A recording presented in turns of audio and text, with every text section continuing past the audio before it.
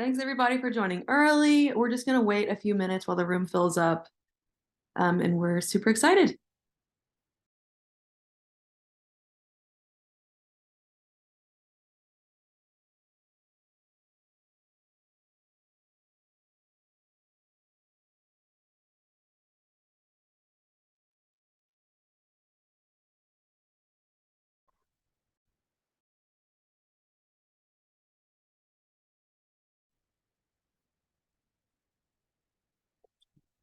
Hi everyone. Hey. Hey, hey. Sandra, I love the bangs. Hello, everyone. How are you doing? Everyone's good, alhamdulillah. Does anyone have an exam tomorrow? Like me? Good luck. No, good luck. We're way done with the exams now. ربنا معاك إن شاء الله.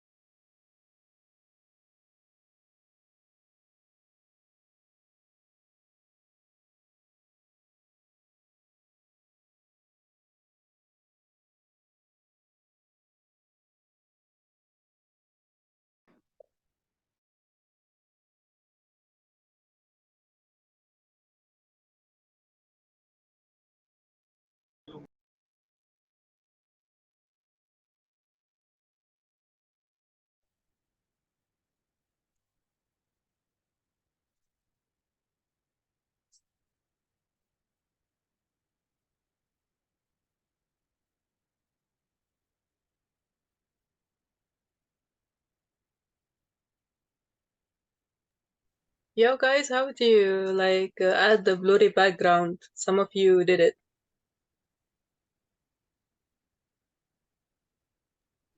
You go to the settings من بره من الفريم اللي بره ده and then you fix it from like outside the thing. Nihin, wait, Nihin, فين ال settings? بصي جنب participants هتلاقي فيه more 3 dots كده and like more and then فيها background and effects. I don't think ان انت محتاجة تعملي كل ده. هو انت عندك الفريم بتاعك لوحده صح؟ هو أنا ما عنديش أي بصي على settings في الموضوع. بصي على صورتك، بصي على ماشي. عليك انت الفريم بتاعك هتلاقي الباك جراوندز، اختاري blur. انا بقى عندي مشكلة ثانية، انا مش عارفة ليه الكاميرا عكساني وانا شايفاها دلوقتي معكوسة. لا ازاي؟ انت من موبايل؟ يس. قصدك معكوسة يعني It's so weird. ما كانش كده في الأول.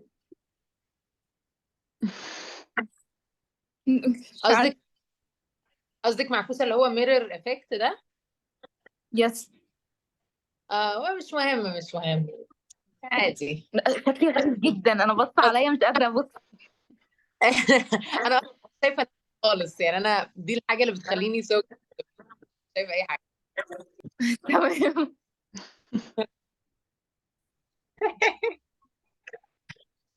بس you look amazing كده مش مهم معكوسة معدولة you look really good. How did the performance go?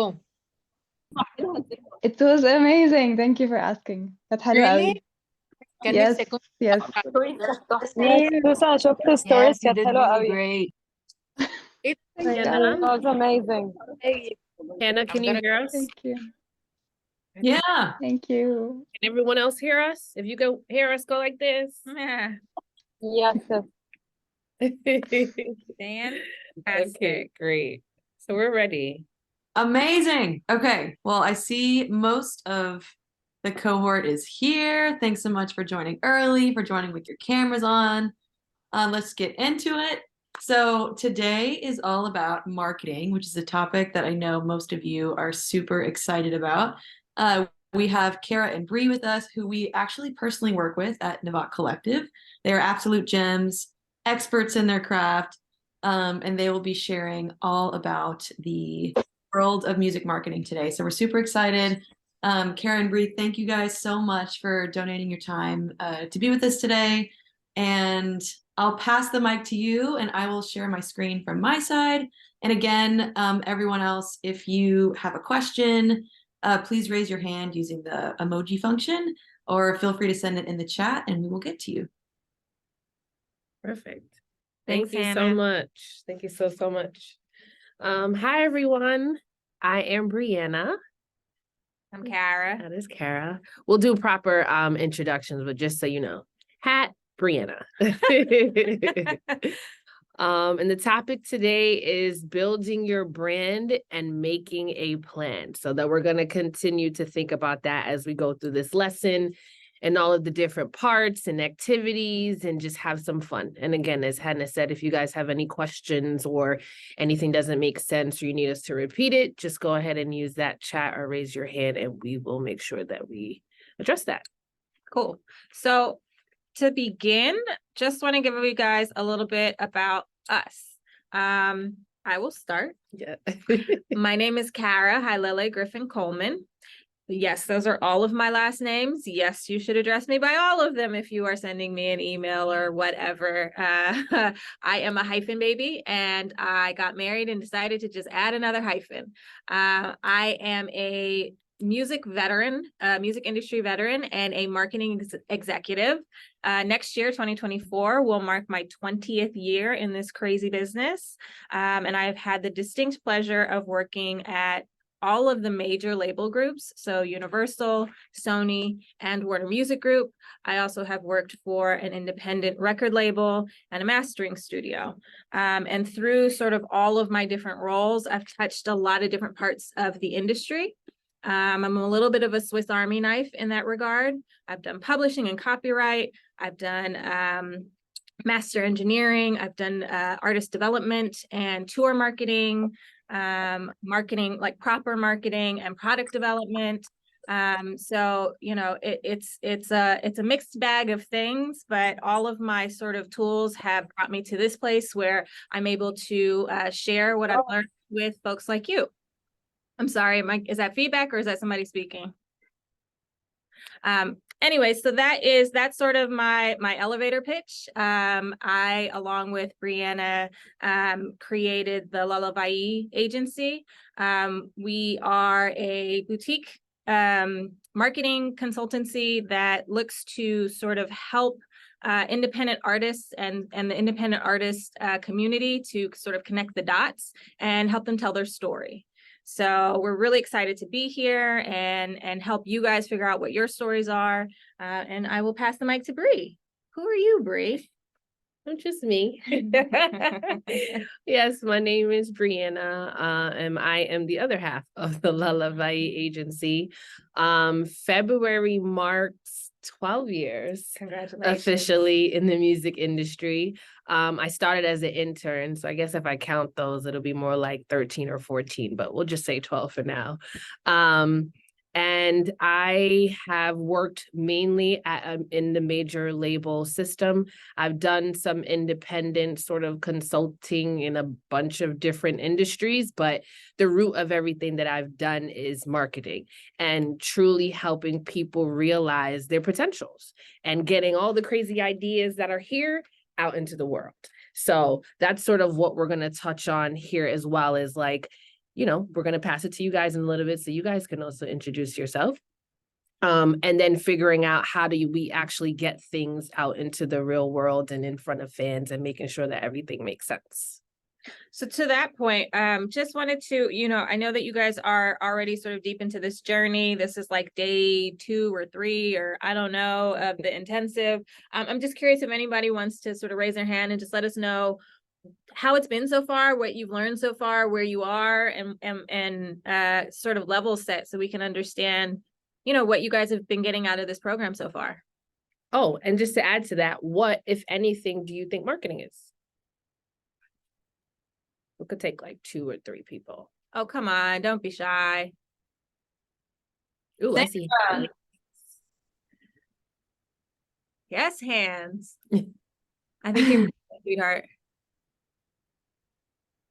Are we just gonna call on somebody? Yeah, I called on Sandra, but I think her audio isn't working. What about Rowan? Rowan. Can you hear me? Yes. Yes. Okay. So where do I begin? Would you like me to begin with how the course is going or the marketing part? What I think about marketing? Cool. Well, tell us, start at the beginning. So how's the course been? What have you guys learned so far? What have you Okay. taken away from it? The course is it's amazing, to say the least. Everyone is so nice. We're all learning so much. Amazing community of women, seriously. And what we've learned, personally, I'll speak for myself. I've learned so much about the business side of things because it's not really something I initially thought about, not even like searching, because I wasn't really exposed to it. So I've learned so much from like managers and distributors and record labels and the percentages and the money. So this is what we've learned so far, mainly the business side of it. And also when we met in person, we also had some chats with actual managers and A&R. So we've learned more about A&R as well. So that's, in short, what we learned so far. Cool. Thank you for sharing. Yeah. And then I guess you wanted to speak on the marketing piece, right? Or what you think marketing could be? Okay. So I studied marketing in university, but I think what marketing is, when we'll talk about music-wise, is just how you decide to present yourself and what's that point of differentiation. Like when someone talks about you, what do you want the first thing to pop in their heads? Like, oh, that's Sandra is ... because of how you market yourself. I hope that makes sense. Yep. Very good. Cool. Anybody else? Thank you, Sandra. Rowan? Yeah. So like as someone that's been working like putting out music independently for around like a year, I found this course to be like a lot more like a self-help like handbook. I feel like I was being armed with like a framework to do it myself first of all, and then to maybe after knowing how it's done or like knowing enough about it, then being able to choose who I want to help me out with the process. So I love this. I found this part very valuable, especially about the last few assignments. And I felt like I wasn't just answering questions to like find out information. The research part was amazing, but that wasn't the point exactly. Another point was it was providing me with a framework of how to operate and how to grow and how to do this basically. So I love that part. As to marketing, I already had like a background in marketing. I'm a multidisciplinary artist, so I found myself in the media realm, so doing like modeling as well as like art directing, doing things for clients, like working a lot of brands. And so that's firsthand when I've been actually working so close to it, helping create marketing plans for certain clothes or products and helping modeling that or do lighting, whatever. As well as like I did study business school. I dropped out to pursue music actually, but yeah, I did go to business school. So at the basis of it, in business school, I know that marketing is creating a need for something, but I guess like for us musicians, marketing would not be exactly creating the need, but showing who you are so that your niche or people that are like you, people that can relate, can find you, and being clear as to what that is so that they can be clear about finding that as well. That's kind of like my understanding of it throughout everything. Love that. Thank you. And you've touched on a lot of stuff that, again, we're going to dive into further. And apologies, I know we see some other hands, but for the sake of trying to stay on track with sort of the coursework, and we actually have an activity, an icebreaker that we want to get into, we're going to move on. But we have a couple different areas where we can, address other questions and Keep things your like hand that. up and this is for you. So it's icebreaker time. yeah. So for this icebreaker, we're also going to call on people and we'll kind of explain the rhyme and the reason behind it afterwards. But we're going to start. And what we're going to do is like I said, we'll start amongst ourselves. We're going to ask you guys to introduce yourself, just your name, and let's just say what you're currently doing, and share one word that describes your personality. Cool? Okay. So For anybody so raise your hand if you would like to, we might just call on y'all actually. For everybody else, drop it in the chat so that we can see who everybody is. Cool? Okay. So I'll start. My name is Brianna, as I mentioned before. I am a marketer, and one word to describe my personality is bold. Well, that's a good one. Again, my name is Kara. I am a marketing executive, and I'm cheating. I'm going to use 2 words, but my adjectives are consummate professional. Ooh, what does that mean? That means whether I'm in an office or out in the world, I'm constantly on my about my business. I love that. Okay. Do we have some answers in the chat? Let's see. Or let's call on 2 people and then let's look in the chat. Oh, the chat looks a little empty. Looks a little light. Oh, here we go. You want me to call some names? Yeah. Yeah. Remember your name, who you are, what you're doing, and a word to describe your personality. I like Rita's. Mona. Hi, I'm Mona Lattar. I'm a singer, songwriter, composer, and I describe myself as I graduated from Mass Comm. I work in advertising, and I describe myself as confident, I think. You can't say You I can't- think. You gotta say, I am confident. Yeah, I am. Thank you. Thank you. From the chat, Rita says artist, and the adjective is multitasking. Nada, I think I'm saying this wrong, so forgive me. Artist, bold and impulsive. Martina says she's a DJ guitarist and quirky. Love that. Anybody else want to jump on and introduce themselves? Tasneem? Hi, I'm Tasneem. I'm a classical pianist turned into a songwriter. I also work in advertising. I'm a media producer. And one word I would use to describe myself is intense. I love that. Okay. We have one more. Let's do one more person. And we'll tie it all together. Gina. Hi, my name is Gina, and I'm a singer-songwriter. I would describe myself as bubbly. Love that. You said bubbly or Yeah. lovely? Oh, I heard bubbly. Bubbly. Bubbly. Yeah. Great. Great. Okay. So why do we ask you to do that? So now we're going to move into exactly the building of your brand. So ideally, I'm going to kind of go to the end and bring it back. Ideally, these words that we've asked you to share about your personality and we've shared about ourselves are ultimately the theme or thing that we want people to think about when it's all said and done. So after we, walk into a room, after we show a visual, after we do a performance, after we create a piece of art and, share it with the world, this is one of many words, things, thoughts that we would like to sort of leave as a lasting impression, or people should be able to look at and figure out and be able to associate with your name. That is a part of building your brand and building things that are associated with who you are as a person, as well as an artist. Make sense so far? Cool.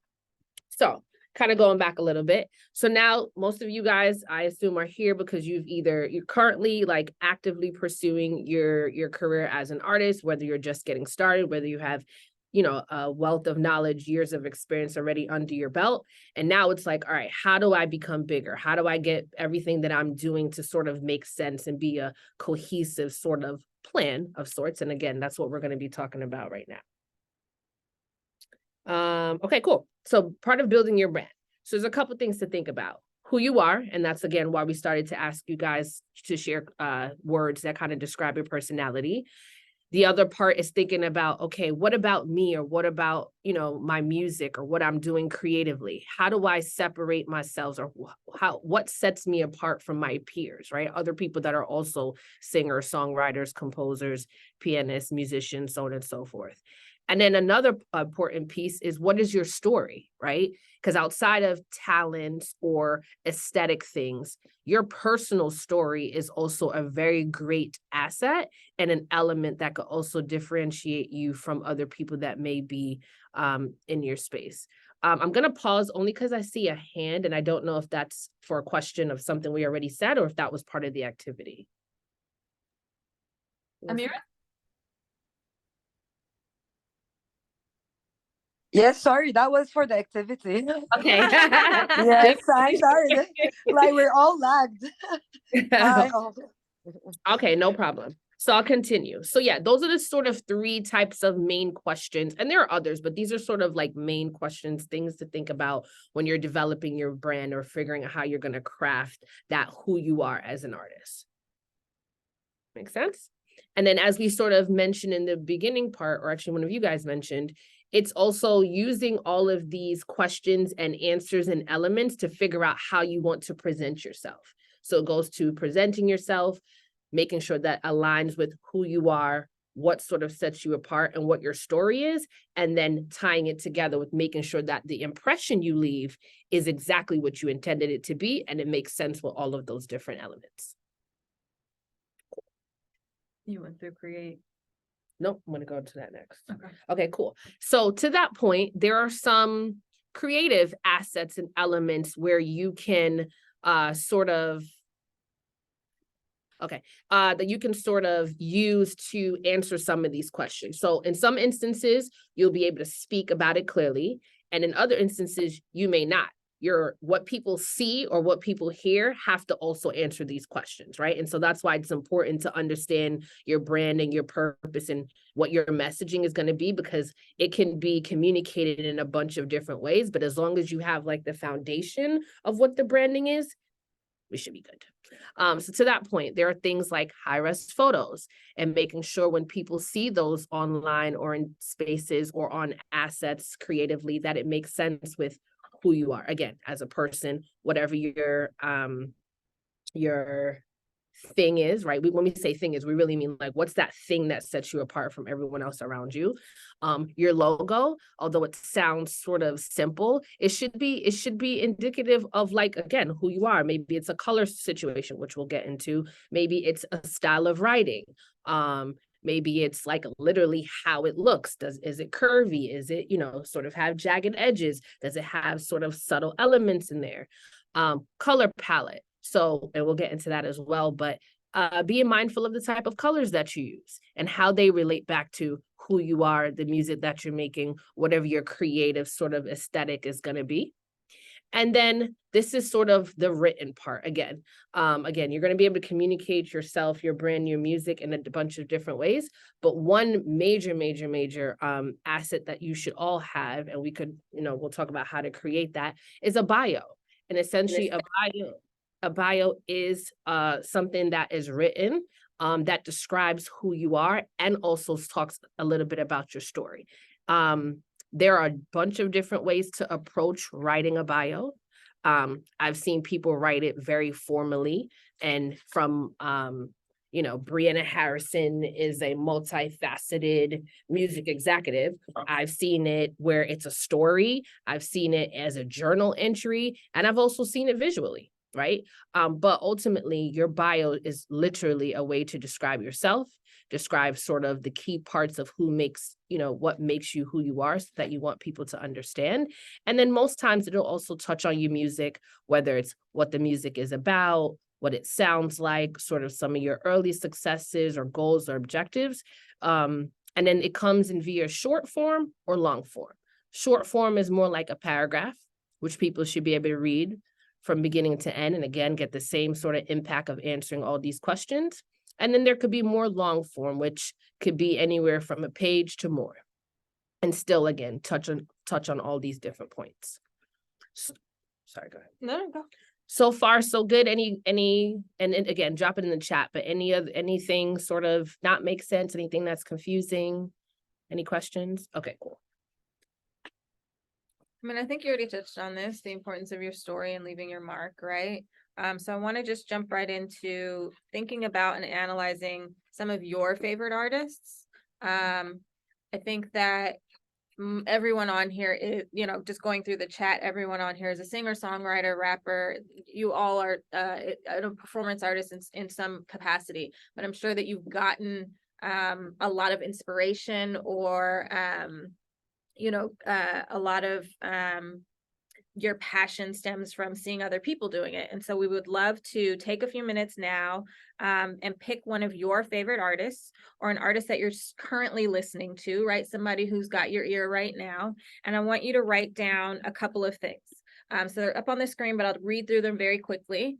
Try and think about 2 reasons why they're your favorite, or why you are currently, like why they've grabbed your attention currently, why you're listening to them currently. Write down 2 words that describe how their music makes you feel. And then write down 2 words that describe their style. This could be in their fashion, this could be in their sound, but just anything that sort of comes to mind, word association when you're talking about their style. And we'll give you guys a few minutes to do those 3 bullets, and then we'll share out in the group and kind of discuss your findings. So we'll give you a few minutes to do that. And everyone, you have a worksheet where you can actually type it in the sheet and submit in the Google Drive. It's all in your inbox. Or you can write it down and take a picture later, whatever works for you.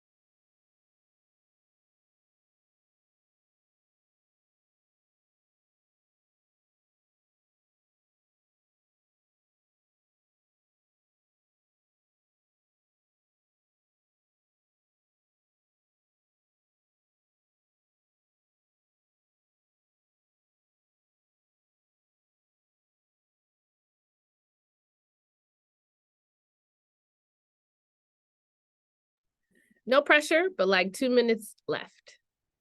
Unless y'all are done. We see a lot of people looking at us. All right, 2 minutes.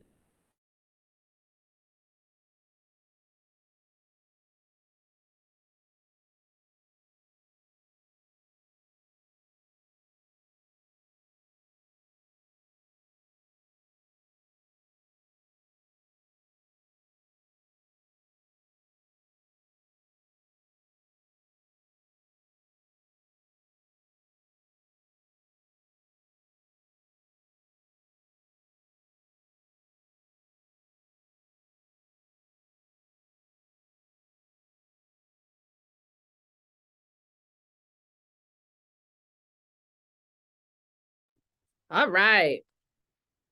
I love some of these answers. Let's keep it pushing.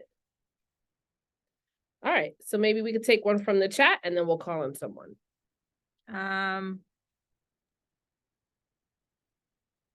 Yeah, so Yasmin? Hi. Hello.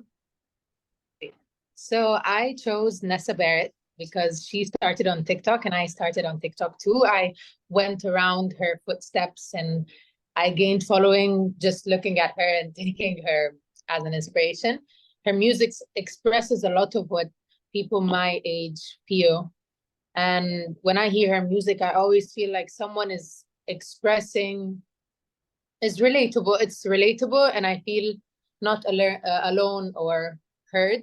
Her style is like slightly emo. I don't know, like black hair, oversized, slightly like Billie Eilish, and her music is pop rock. Okay. Yeah, that's it. Very cool. Who else?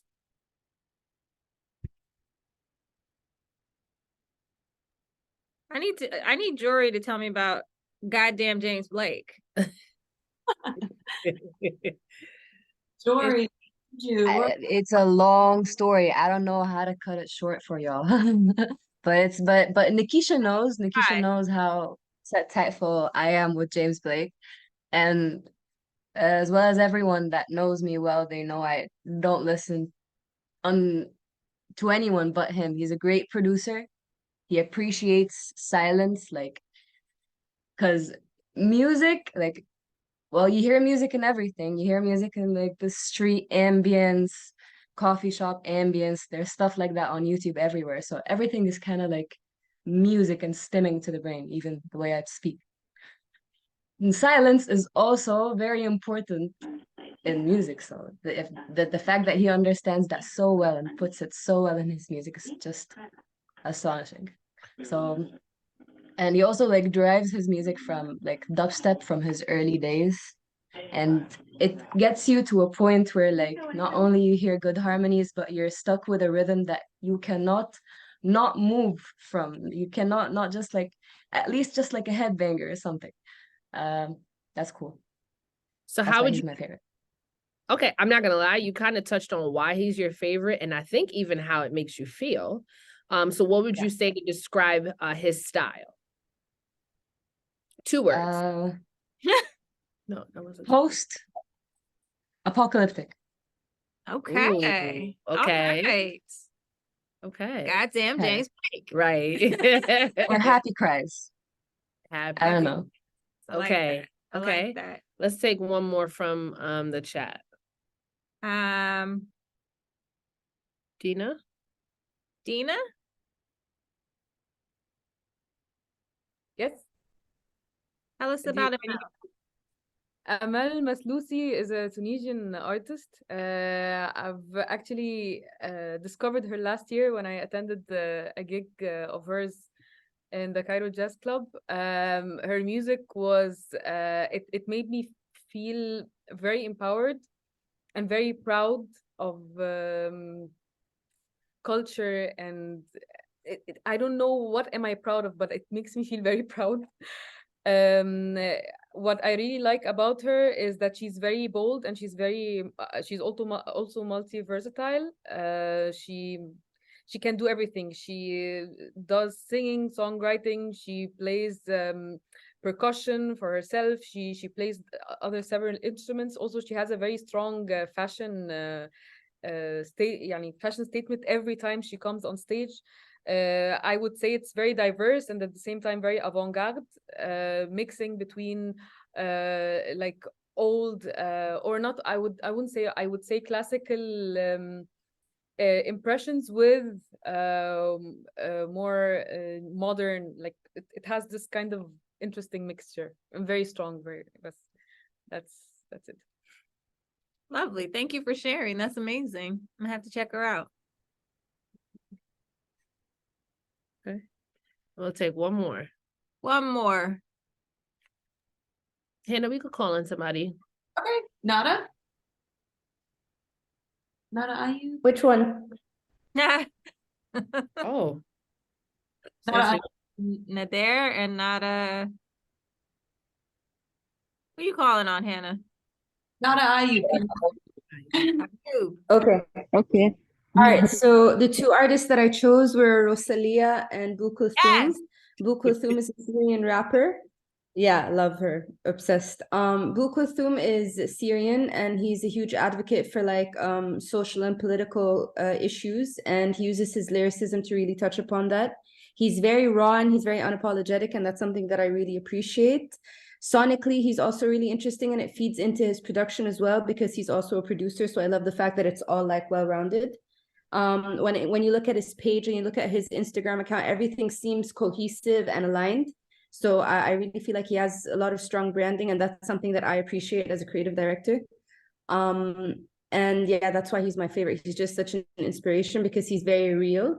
And I love that he also dresses in a way that is very in tune with urban culture. He has a very hip-hop-ish aesthetic, but also touches upon wearing things that are related to his Syrian roots. So I love that. When it comes to Rosalia, I mean, she's just a sweetheart. She has so many influences from flamenco and from her own heritage, but she also does it in a very easy, seamless, consumable way with her music. And again, the ties of like her visual language with what she wears and her stage and her art direction, like the whole thing is just so well thought out. And she just seems very real to me and very emotional. I feel like some of the topics she touches upon in her songs is like, it pokes at the elephant in the room, which is something that I love to do personally. And she does it in a way that's so easy to consume. Like her songs are not heavy. They're really easy to listen to, could be considered a form of pop, but still has some sort of depth, I would say. So those are the people that I am obsessed with currently. Love that. I love that. I love all of I've been reading in the chat, all of your guys' responses. Love how you are able to pull some of these different things in. One thing, Nada, that I recognize in your responses is that you said, I do that a lot. And so what's interesting is that's a really great segue for me, at least, thank you, to get me to my next point, which is, for all of the reasons why you guys love these particular artists, why you pull these particular artists, this is what you want your fans to feel about you. This is what they should feel about you.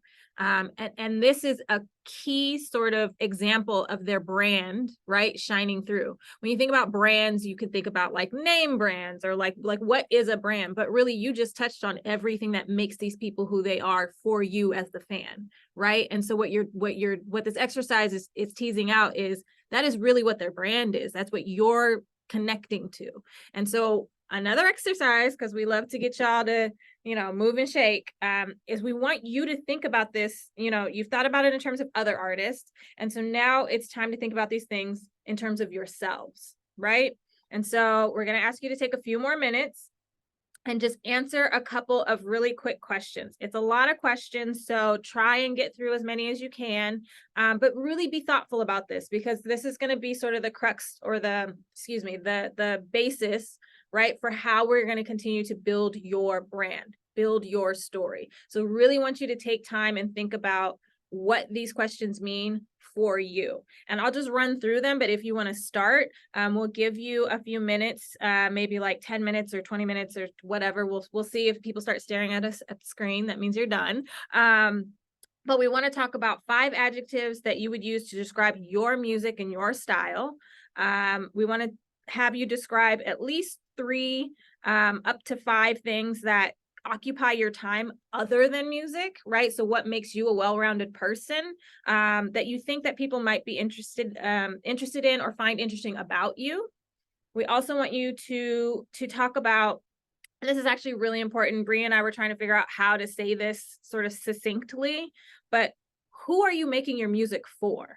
Like, who is the fan that you're trying to reach? What is the setting, the best setting for that fan to be able to listen to your music and really imbibe and get all the feels from it, right? So like, who are you speaking for or to through your music?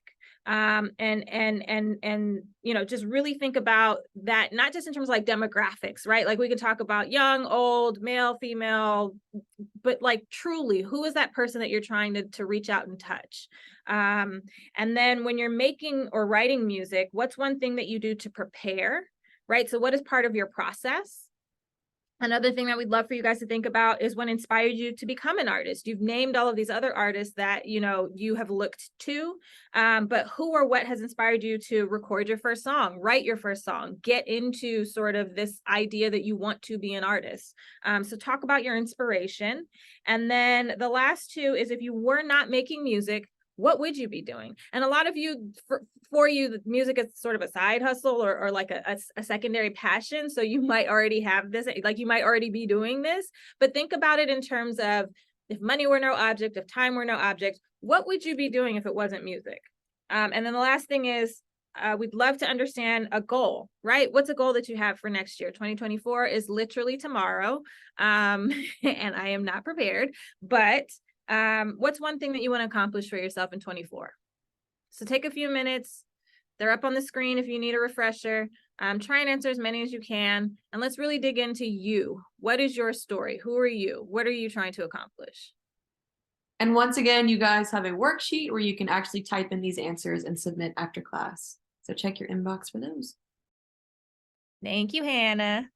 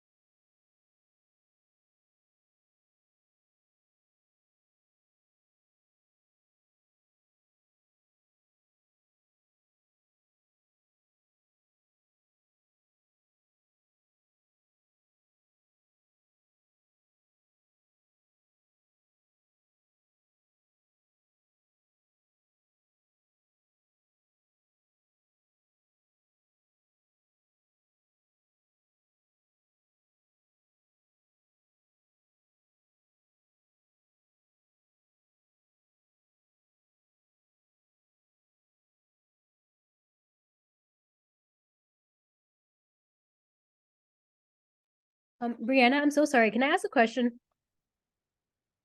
Absolutely. What do you mean by the question that says, when making or writing music, what's one thing you do to prepare? Prepare as in, What's your process? What do you, oh, sorry, I didn't mean. That's okay. That's it is. Like, you know, do you dance around the house? Do you Okay. go on a Meditate. walk? Do you meditate? Do you read? Do you listen to other music? You know, like what literally gets you in that creative space, or to figure out what it is that you want to write about? Is it, I actually just listen to the beat? Like just that sort of process. okay, thank you. No problem.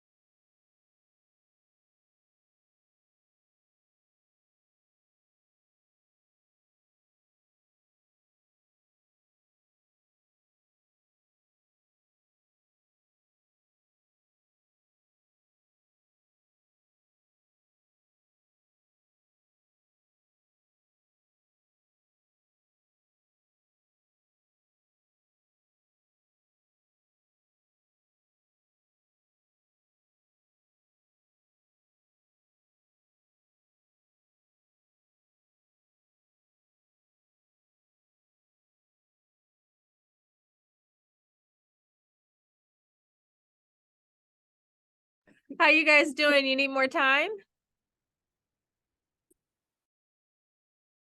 Okay. What was that? Tasneem said, nope. I got it. So did I can't say her name. I'm still in the third question. How do you pronounce your name? Remen Kimi? That's right. Yeah. They said, I got this. What does that name mean? So it's actually a Coptic word. Coptic is one of the, I guess, dead, unfortunately, languages of Egypt, and it just translates to Egyptian. I wanted to make sure that I represent the culture, even if my target audience is a bit different. So yeah. Oh, is that your artist name? Yeah, that's right. Oh, ooh. Yeah. But it doesn't have a definition? It does. It literally translates to Egyptian in the Coptic language. Yeah. Oh, okay. That's good branding. That's good branding. Yes. Oh, I love that. And that question is also a good thing. Like when you're speaking to people, like that extra, like, oh, what is that? Like, explain that to me. Cause then now I'm going to be like, oh, I'm going to look up. I know. I didn't know there was a I dead know. language. Like, that's so amazing. Okay, good. You guys have like 1 minute left and then we're calling on YouTube.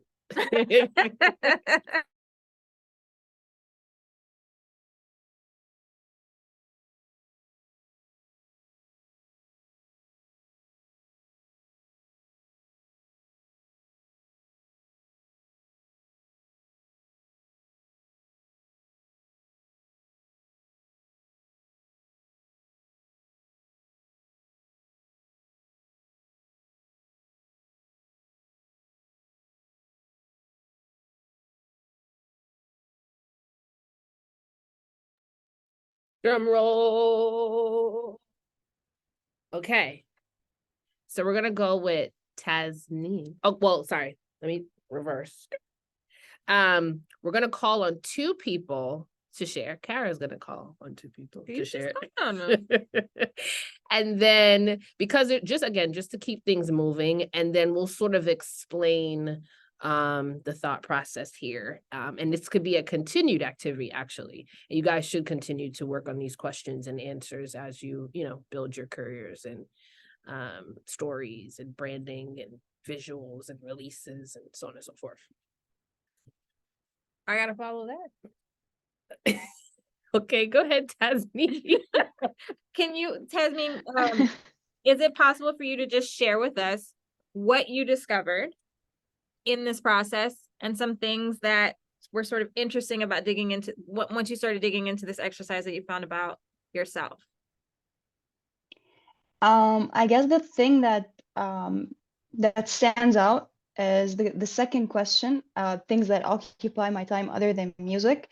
That kind of hit a nerve because for the last 15 years, I have done nothing but study music. So I did not have a life outside of music.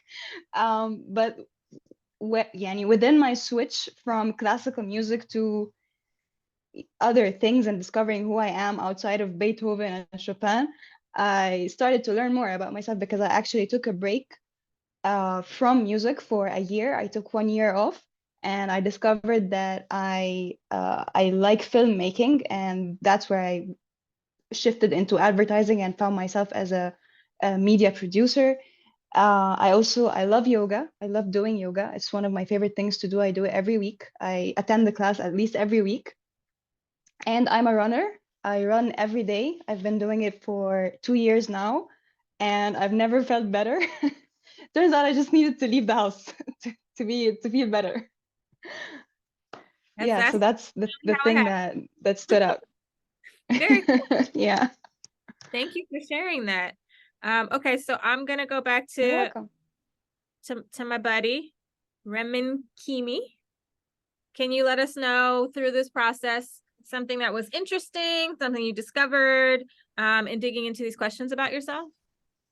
Sure. Did you want me to just like summarize some of the adjectives, or like go like pick a question, or? I kind of want you to pick a question, talk about it in terms of yourself, and then if there's any sort of learnings or something that you discovered in answering these questions for yourself. And we'll connect with us later, trust. Okay. I think I'll share this because the question that really I focused on was, who do you make music for?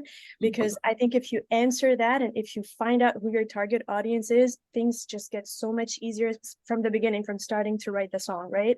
And I'm an independent artist. I've been doing it for 3 years now, but it took me a while to figure that question out. And I realized that my target audience is actually people with origins from the MENA region, but that do not necessarily live in the MENA region anymore. And that's such a specific target audience to understand. So this is what I found out. And so it helped me kind of be a bit more experimental. So my music now has like multiple languages, different genres that still kind of celebrate the origins of, where we come from, but still embraces other things like Afro beats, hip hop, like a lot of different things as well. So I think using that to answer the other questions as well, I would say that I am authentic. Thanks, Nada. I am authentic, but in the same time, I'm very blended. I think that gives a very unique sound because of all the different influences. And I always want to bring that queen energy always, as much as I can, while still being vulnerable as well. So that's what I would say. Very cool. So I guess we can talk about. Okay, I just want to say one thing just to kind of put it all together. So we actually changed it by not asking you guys to give the answers, but more so exactly how Kara said, that the questions that sort of stood out to you, because that's exactly a good starting point when you're writing like your bios and figuring out your stories, that very thing, right? So I'll even go back to Tasneem. Your comment about, I realized I didn't do anything but studied music, is a part of your story. Mm-hmm. Like I literally studied music. And once again, this is not what you have to put, I'm just giving an example. Yeah, I get it. I studied music so much that I truly understood what it took to create a record or other aspects of the business. And from that, I realized I wanted to stay in media. And that, again, that's something that could be written. That's something that could come out in an interview, or it could even be something that comes out as you're creating content, right? I'm even going to go back to Remin Kimi. I didn't want to mess it up. Oh, okay. I was like, ooh. Remin Kimi. Your realization of who you're making music for, again, could come out in a bio. It could come out in a piece of content. It also could be something that you always keep in mind when you're talking to directors and you're figuring out, we'll get into content, like the type of content that you want to make and what it touches on and what it looks like, what you're wearing, right? Maybe you're on a red carpet and because of what you just said, you want to wear a specific outfit that has a cultural reference for you, or people can ask about, and then you can educate them, so on and so forth. So again, quick exercise now, but really and truly keep this in your back pocket. Keep these questions on a sheet of paper, somewhere where you could see it, or something as a reference. So again, as you're going through the different elements and layers of what you're about to do, and we'll get into more of that, you can just revert back to this, or at least make sure that you're aligning with it, right? And the other thing too, to understand, a lot of what we talk about is like your brand is your story is your brand. And sometimes it's really hard to articulate that, right? And so it's really hard for me to stand up in a room and be like, hi, I'm Kara, and these are the things. These kinds of exercises, these kinds of questions help you to tease out what your story is, what it could be, what you want it to be, how you want to, sort of represent yourself, because it's asking you to think about, what parts of you that will be able to be easily connectable to other people, right? So that they can sort of plug into your story. And so we just want to make sure that we underscore that, like, types of exercises like this, by the way, your answers may change over time. So you may want to sort of revert back to this or just revisit it, because it will help you to understand or continue to formulate what your story is. Mm-hmm. And even further to that, your story which is the next thing that we're going to get into, is think about how many other thousands, millions of people who are kind of in similar situations as you, right? They either, you know, are in the media space, they're independent artists, they're making music, they're musicians, and the name of the game is cutting through the noise. What are you doing differently? What are you doing specifically? What is special about what you're doing that's going to be different than the person next to you, the person that's also in your genre, the person that's also performing, you know, at the same show you are? So again, from who you're making the music for could be a very good and simple sort of differentiating factor.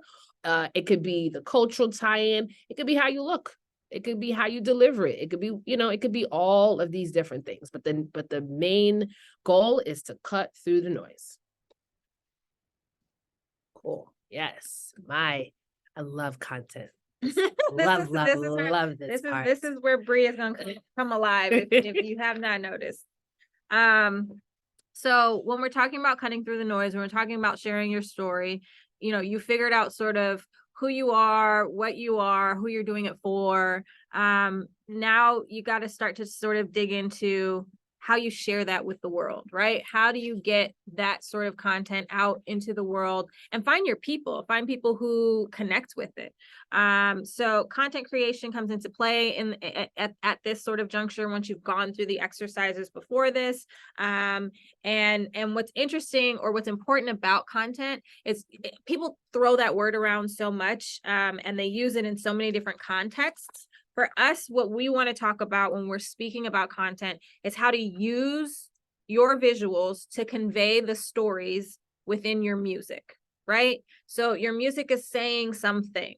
How do you then use the visual aspects of that to be able to connect the dots, to make it all make sense, to bring it all together, and to convey what you're saying sonically, visually. Another thing about content is the idea that it needs to be consistent with the brand. Like how do you make sure that your story, your branding, who you are is consistent? And one way to do that is to make sure that your content is consistent. So the creative aesthetic, the style, and how sort of that aligns with who you are as an artist and what impression you want to leave with your fans. When you're creating your content, you also want to identify who your audience is and consider who will be receiving the story, right? Who will be engaging with this content. And so you may need to be mindful of the types of visuals, the text, or the cultural references that you're using. And for this sort of cohort, we really want to talk to you guys about, focusing on what we call your backyard, right? Super serving your base, and making sure that you're establishing your brand and building your social presence or your persona with the people sort of in and around you. Even though you have access to a global sort of market, right? With the advent of the interwebs, the idea that you got to start at home first, because once you build that base, then it will take you everywhere that you need to go. So before we jump in, so that's end scene. Before we jump into like what the content will be, we want to just do a quick audit of how familiar everyone is with content creation, how comfortable everyone is with content creation, and the sort of technical, let's talk about it. What technical skills do you possess? Maybe you're a visual artist or a graphic designer. I think somebody said that they're like in advertising, that they do like directing. What programs do you currently use? I am in love with Canva because I am not a designer and it allows me to look like I am one. So like, are there things that you guys, Photoshop, have you taught yourselves how to do these sorts of things? Let's just, if anybody wants to throw out either in the chat or you can raise your hand, let's talk about it. Like what kind of skills, do you paint? Do you draw for fun? Do you love making lyric videos, editing visualizers? Talk to us, tell us what you what are your strengths in content creation or weaknesses? Listen, let's talk about it. Can I go first? Sure. Okay. Brianna. Cool. I'm in class too. Okay. So at the beginning, I said I was bold, right? That was a word that I used to describe my personality. So when I create content or I'm even curating my Instagram, I think about that, right? Actually, subconsciously it ends up always feeling that way, but it's part of my brand. So I got to stay consistent and I have to stand on it. Yeah. So I love bright colors. My favorite color is like, it's pink, but it's specifically like that raspberry magenta kind of shade. So I often would wear something pink or try to have that in my content. If I'm shooting content, I like to capture the moments that are like highlights, right? I don't try to, like, if I'm at a show, I don't capture the whole show. I capture like when the mosh pit starts or when the lights start flickering, because in my mind that feels like bold and exciting. My skill set is very minimal. So when I don't know how to create something, I'll sketch on a piece of paper and I'll send it to someone who knows what they're doing to say, hey, can you create this thing that I have here? I am about to learn Canva because everyone around me knows Canva and they blink at me when I say I don't know how to use Canva and I do not know how to use Photoshop. And then when I'm putting everything together, my storytelling, I want to make sure it's exactly as I see it here. So I will look at all the colors and the elements and the edits and the flow. And if it doesn't, I don't put it out. And she's just talking about her Instagram. I post every 3 months because of that, but it's okay. Anybody else want to share some of their skills? Layel? Yeah. Hi. My relationship with social media is not a good one. I'm trying to get better at do it more often, but then when I do that, it ends up taking more time than actually sitting down, writing, listening to instrumentals or recording anything. And then the focus starts to be only on that 30-second video that people might not even watch the whole thing. So it consumes so much time for me, and I don't have the confidence to film outside in public around people, and so sometimes I put too much effort and then I don't really get the engagement or reaction that I would have hoped for. Okay, fine. You called me out. So there's one thing. First of all, thank you for sharing that. And I would love, even at the end, I'm probably going to bring it up, but there's ways that you are confident enough because you took the first step to want to create the content. Mm-hmm. 1, 2, there's other ways that you could do it so that you don't feel like you're in a public setting, but we can get into that. One thing I have to jump in and say though is I am not an artist. I am behind the camera. So although I say I take a while to put out content, I'm going to jump because this is something we were going to say later, but do not overthink content. Mm-hmm. As an artist, do not overthink content. Mm-hmm. Because nowadays, anything and everything is content. And you actually do not know sometimes what people are going to resonate with. Even for me, again, not an artist, but the things that I think 2 and 3 times over, a friend, someone else will see and they'll be like, what is wrong with this? You know, so it's perspective, it's timing.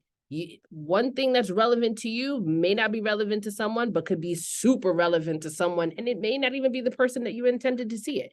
So if you have a thought and you create something, put it out. And again, as long as it aligns with your branding and your messaging and what you're doing at the time, put it out. Put it out. Even little engagement is a lesson and information and data you can receive and analyze as well. So, and that's better than not putting it out and not knowing and it's staying in your camera roll or your computer or your hard drive. Wait, Nada Ayub, you said you have so much to say about not overthinking content. Can you come off mute and explain that? Yeah. So my issue is being a multi-potentialite. I'm doing so many different things. Like I'm a teacher because I used to teach dance for so long, and I'm also a creative director. So I have so many different like award-winning directors on my Instagram that follow me, and other artists and people that really do see my work from a very different perspective. And I think I have a glitch when it comes to being a beginner at becoming like being an artist and putting content out, because I'm always concerned that it's not going to fully reflect my aesthetic vision or appeal.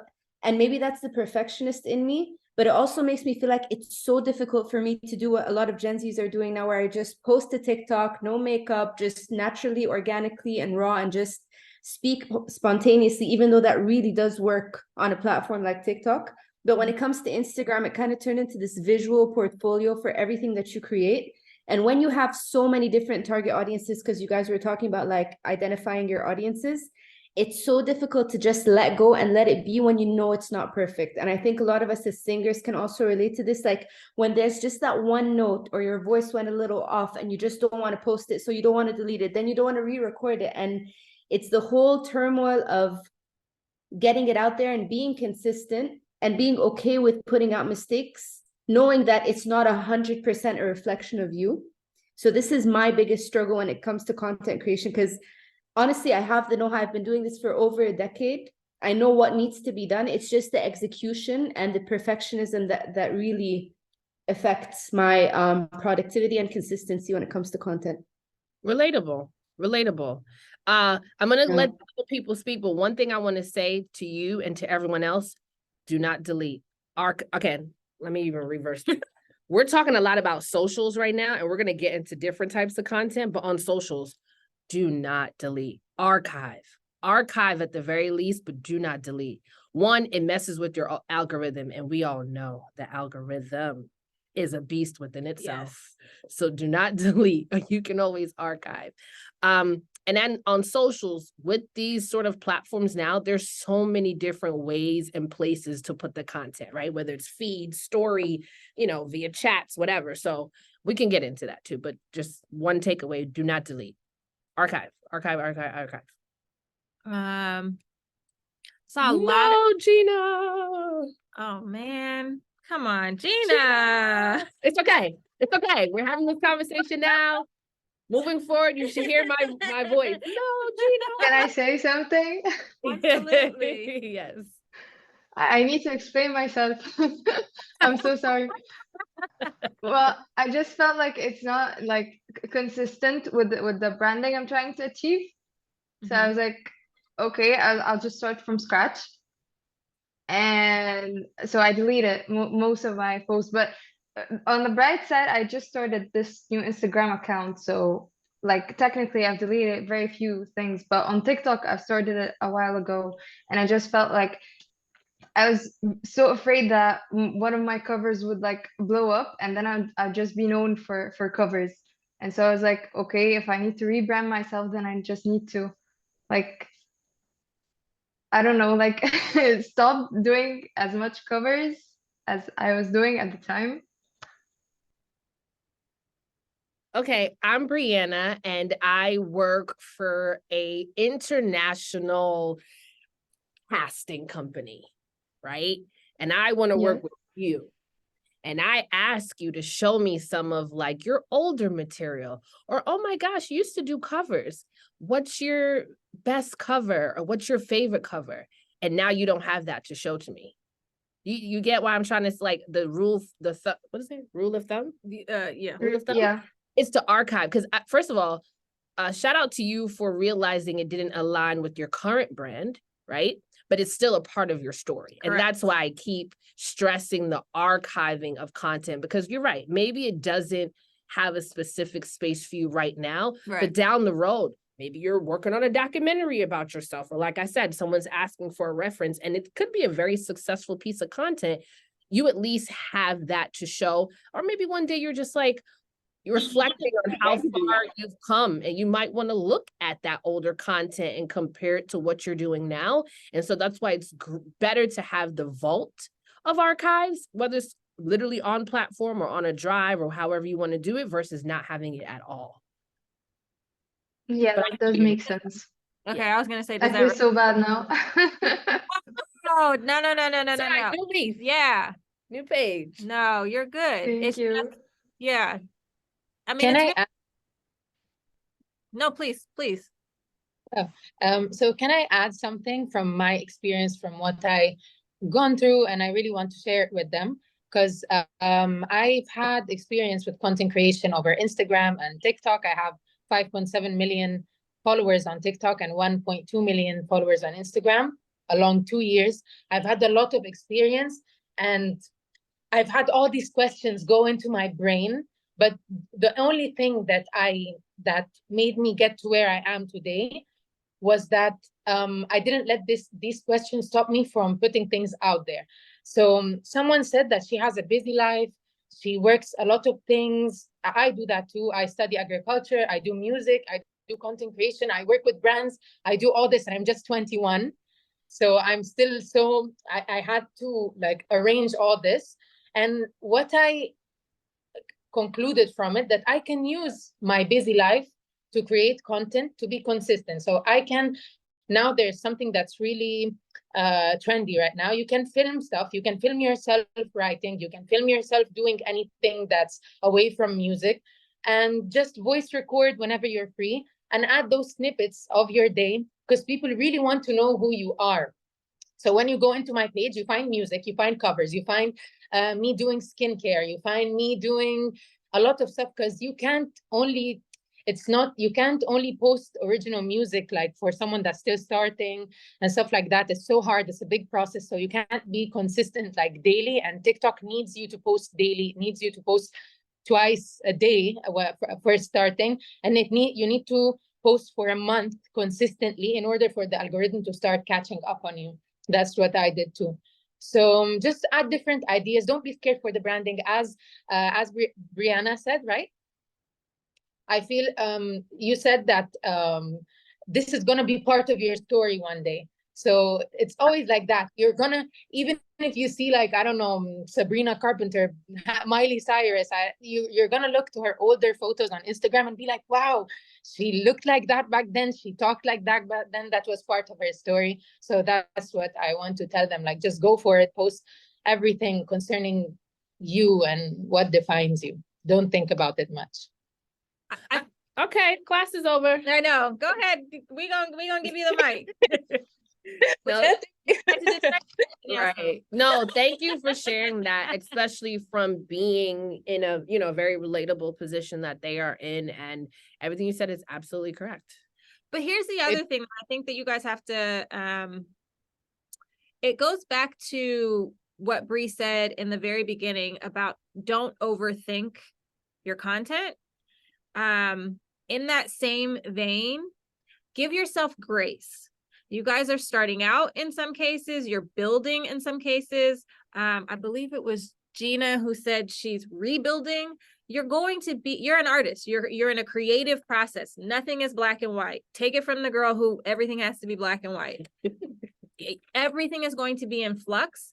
And what's beautiful about your guys' gifts is you're able to flow within it and find your flow within it, right? And so, sometimes, the branding won't align. People will be disoriented, but you're human, right? And if I can connect to that and not some shiny, glossy, like, put together, made up thing, I'm gonna lean towards the realness and the sort of rawness within what I'm getting from you guys first. It's the authenticity that's going to shine through anything else. And yes, once you get to Beyonce levels of like, the algorithms are working for you in your sleep and you're going on these multinational tours, there are ways that, yes, you want to sort of streamline what that message is. But I think for now, it's okay to be finding yourselves. It's okay for us to find you with you. Like, take us on that journey. And don't don't overthink it, because that's, you're gonna do what you're gonna do. If I say don't look down, you probably still will. But give yourself grace in that process, right? Not everything is going to be perfect. Not everything is going to always align. But if you're intentional and you're being authentic about it, your people will come along with you for that journey. I hope that makes sense what I'm saying. That's a word. Okay, cool. Does anybody else want to share anything else that they love about content creation? Let's talk about people who make content. Okay. We're kind of jumping a little bit, but let's switch and ask the question, let's gauge experience in content creating. How many people, okay, everybody lower your hands real quick. right? Because I don't know who's who. I know. How many people edit their own videos? Raise your hand. Look at that. Jeez Louise. How many people? Okay, lower, lower, lower, lower, lower. How many people? Everybody, my word. How many people shoot their own content? Photos, videos, everything. Yeah, 2 hands. Okay, girl. Jory, I see you. All right.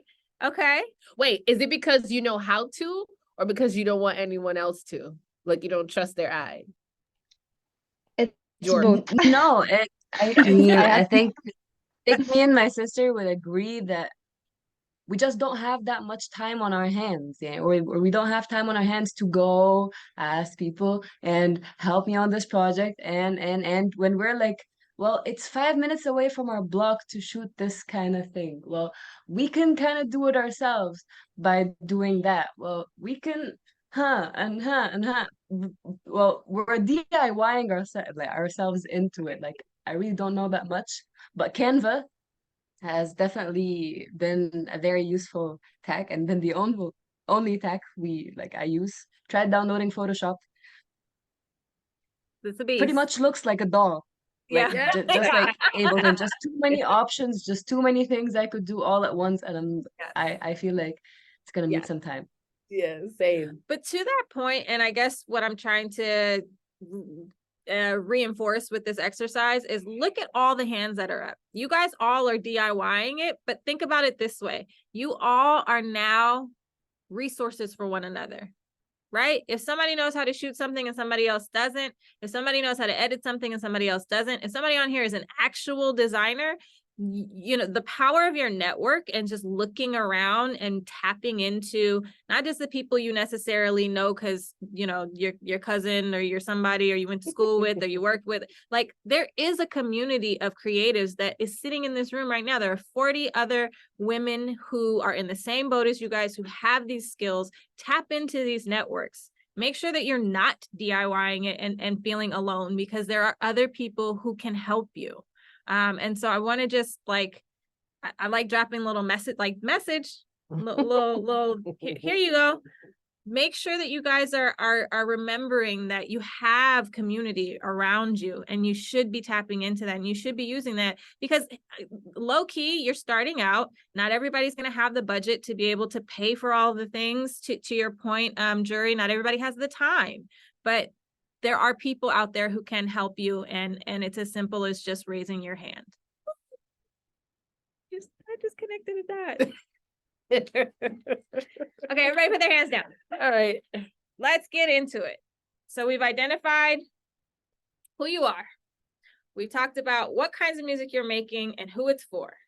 We've tried to dig into what your story is, which is ever evolving and always in flux. So you will be doing that exercise a lot. And we talked a little bit about how to sort of portray this via content, right? How you guys have been using your skills to create content. So now what? Let's talk about types of content. A lot of what you guys were talking about in sort of these conversations was socials, right? But no, you can go, Hannah. But there are so many different types of content, which is a blessing and a curse. I know, Jury, you ain't got no time, but it allows you to use content in a way that you can show the different facets of your life, show the different stories within your music in different ways, and touch different fan bases or people, groups of people. So we just wanted to talk about, like, when we're talking about content, it's not just your TikToks and your Instagram. There are so many different types of content and ways to use them. So the first one we want to talk about is short form content versus long form content. And the idea that, you know, short form is short, I mean, it is redundant, but it's short, snackable, you know, easily sort of accessible pieces of content, visual or an audio, that allows people to get like a glimpse into your world, a glimpse into what's going on, a glimpse into what you're trying to say. And the sort of blessing and curse in that is it allows you, you know, everybody has a very short attention span nowadays. So it allows you to grab attention, you know, grab people but sort of the flip side to that is you're trying to get as much information into that little bit of content as you can, right? To make it engaging, to make sure that it's hitting sort of the marks, versus long form content, which would be, you know, a vlog series or a documentary day in the life piece, or, you know, something, a performance piece, like a concert or performance piece, things that allow people to, you know, once you've got them, once you grab their attention, you know, sort of keeping them engaged for a longer period of time, being able to tell a fuller story, or be able to tell sort of more sides or different parts of you, you know, together. I don't know if that's, yeah. Yeah. Short form is generally for like social consumption, right? So no, keep going, Hannah. I'm with you. It's for social consumption, right? So when you're talking about social content in short form, generally it's going to be the TikToks, it's going to be the Instagram Reels, it's going to be YouTube Shorts. It's again, it's, you know, anywhere from a few seconds to a few minutes now on some of these platforms. I think the sweet spot is around 30 seconds to about a minute. Anything over that and you start to lose people. But again, it's just sort of setting the stage, setting the table, letting people get a glimpse into your world and what's going on for that day, that week, that month, etc. The next sort of piece of social content is the music video, which you guys all sort of know what that is, right? But the understanding of, you know, what kind of story are you telling through your music video? Is it sort of a more global message? Is it, you know, are you going to be the focal point, or is it going to be other people? When you're looking at doing music videos, this is a way to tell the story within your music, but it's also a way to show your personality, to show maybe like your acting chops, or, you know, it's a way to sort of play inside of, you know, the brand story that you're telling. It's a way to be able to stretch yourself and get sort of super creative in how you present your music. And it could be, you know, it could be super highly produced, it could be super stripped down and raw. It just depends on sort of what the story is that you're trying to tell in that moment. The next piece is the lyric video, and these are super helpful just in terms of like tricking the algorithms on YouTube. A lot of times there's a lot of passive listeners on a lot of these platforms. But if you give them something that's visually interesting, you tend to grab their attention and keep them there longer. It's a lot less of a heavy lift in terms of the production and sort of all the energy that goes into an official music video, but it allows you to still be able to offer your fans and people who are engaging with your music something that's special and that is specific to sort of the story that you're telling. Generally, it will have the lyrics to the song, which is also a really powerful tool. Some people don't know what you're saying, and so it's a way to be able to touch people on a deeper level with your music and have them be able to engage with it at a higher level, to me, I think. Yeah. Lyric video. And are you moving on? Oh, no. Okay. Go ahead. Just 2 comments on lyric videos. Yes, as you just mentioned, it has the lyrics on there. It's also a good way of tapping into your audiences, right? Like the actual translations, right? Like what's the original language, or, you know, that the lyrics are transcribed in, and then having fun with maybe having them translated in different languages depending on your platform, audience, so on and so forth. I'll even take it one step further. Anyone here into gaming? You could just raise your hand quickly, like in the camera. Yeah. Okay, cool. Anyone familiar with the game Sims? No? Okay, cool. You just All showed right. their age. So Sims, I don't know how to describe it because I don't really play it, but it's a type of game where you can kind of create characters and worlds and scenarios, right? The Sims players. Sim City? Yeah, Sims. Yeah, they kind of make characters and worlds and homes and stuff like that. Yes. Yes, exactly. So exactly. So say that's that's a whole nother lesson. But just keep in mind that some of your listeners, viewers, fans could be sim players and active in that community. And so imagine translating one of your videos into Simish, right? So Simish is a type of language that these characters in the game speak. Only those fans will know, but they would appreciate you because they're like, oh my God, yeah, you made this for me. Like, but again, so think about that in terms of your audience. Think about that in terms of what differentiates. Ooh, that word is gonna trip me up. That what sets you apart from the other people around you? Because who else would think to make a lyric video in Simish? I don't know if you guys Jory would. Jory would, yep. I don't know if you guys caught it, but Rihanna did a lyric video in the official language of Wakanda. Oh yes, yes, she did. I found it and I was like, oh Yes, she did. my gosh, that was genius. Yeah. And now it has millions of views on it. Why? Because it's another piece of content to draw people, one, back to her music, two, separate her from the rest of the world, and then three, also aligns with her branding. Why? Because Rihanna is super unexpected and super culturally relevant. So why not put a lyric video in Wakandan? Like, duh. All right, sorry. Continue. No, I got excited because I was like, I love lyric videos. Visualizers. Visualizers are generally it's sort of like a morph between Literally. and Lyric video and music, baby. That baby. yeah, lyric videos and official music videos had a baby, and they became visualizers. These became really popular, I feel like, when YouTube was starting to sort of spike, and it was just again another. It's a way for people to engage with your music passively, but they're still engaging. And what I mean by that is a lot of people put it on in the background. It becomes sort of like white noise, and it could get drowned out, right? It could just be background. But if you have something that's visually appealing, something that is dynamic, that animates, that moves, it doesn't necessarily have to be 5 whole minutes of different things. It could be looped. Yeah, it doesn't have to be narrative driven. It could just be a looped visual that has, you know, a feeling or a vibe to it. Yeah, I was gonna say press play on that.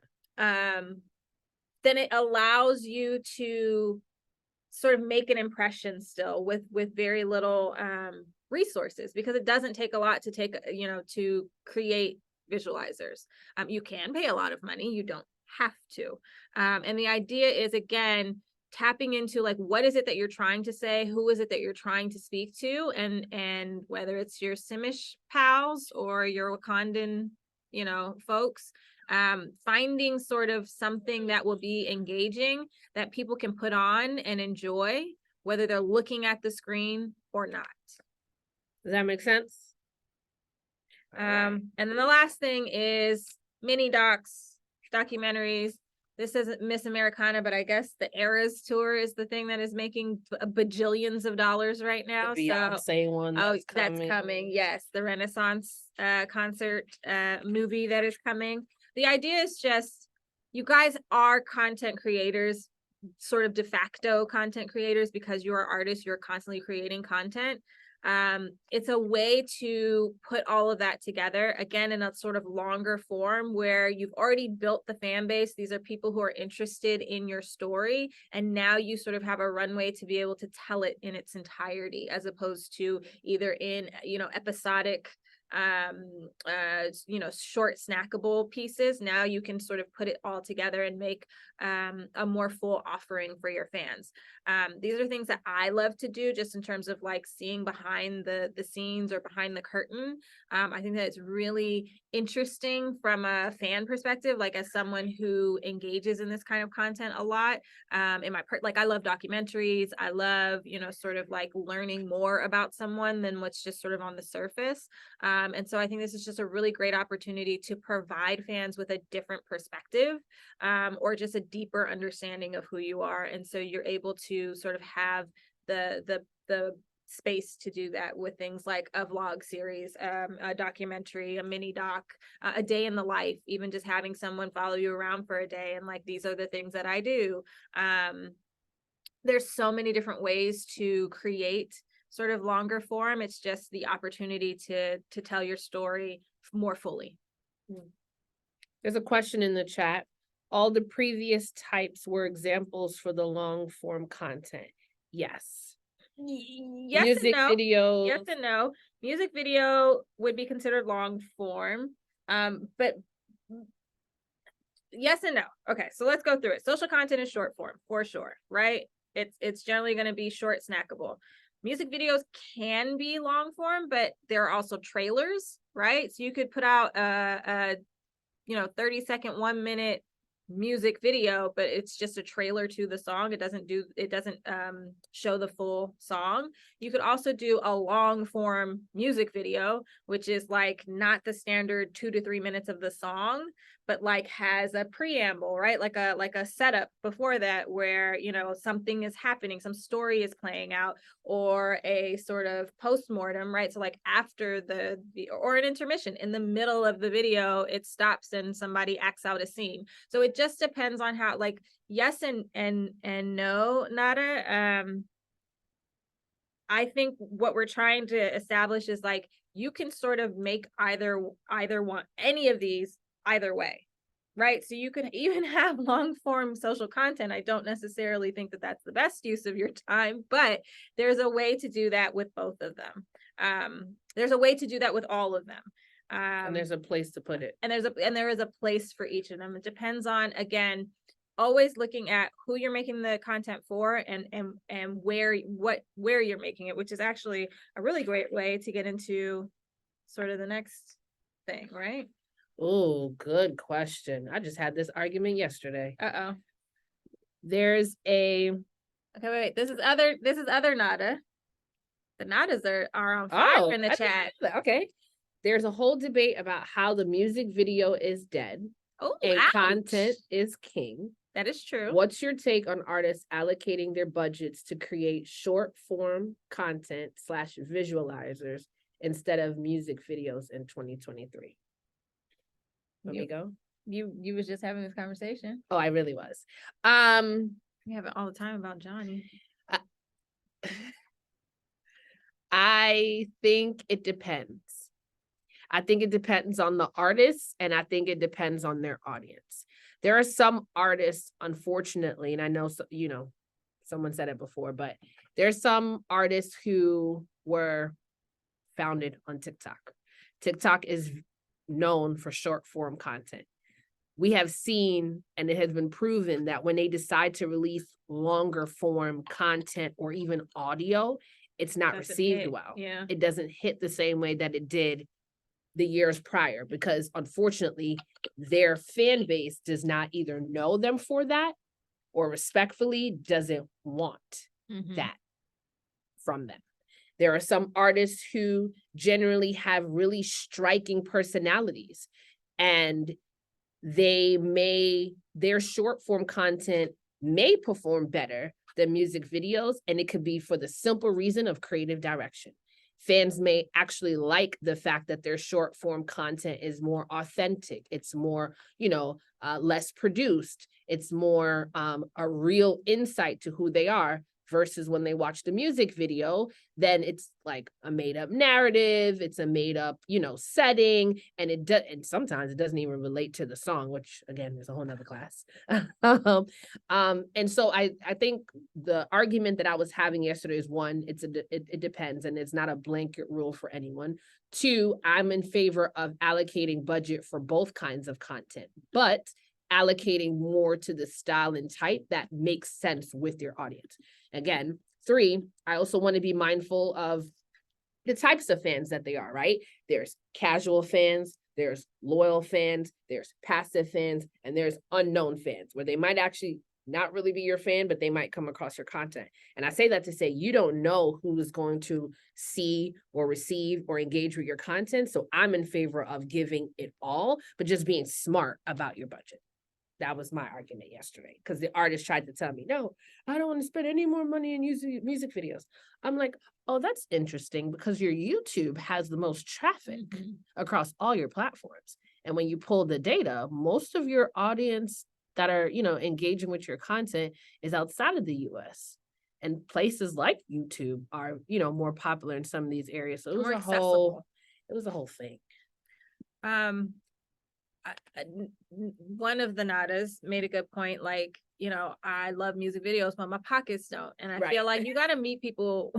For me, as a marketer, I have to meet people where they live. And so if it means being creative, listen, maybe a music video ain't for you right now, and that is fine. What I think this slide is oh no, it's not this slide. Content is key, period. It says social content up there, but let's just scratch that out for a second. Content is key, and being consistent with your content is what matters. Whether you can afford this super slick, ridiculous music video or not, the idea that you're using your content to get your story across is what is important to me. And so, yes, the music video is quote unquote dead in today's world, but you have to think about it in terms of, like, they also said music was dead, right? Because with the democratization of how people now consume music, right? Before it was, you had to go to a brick and mortar store, you had to buy a physical piece of content.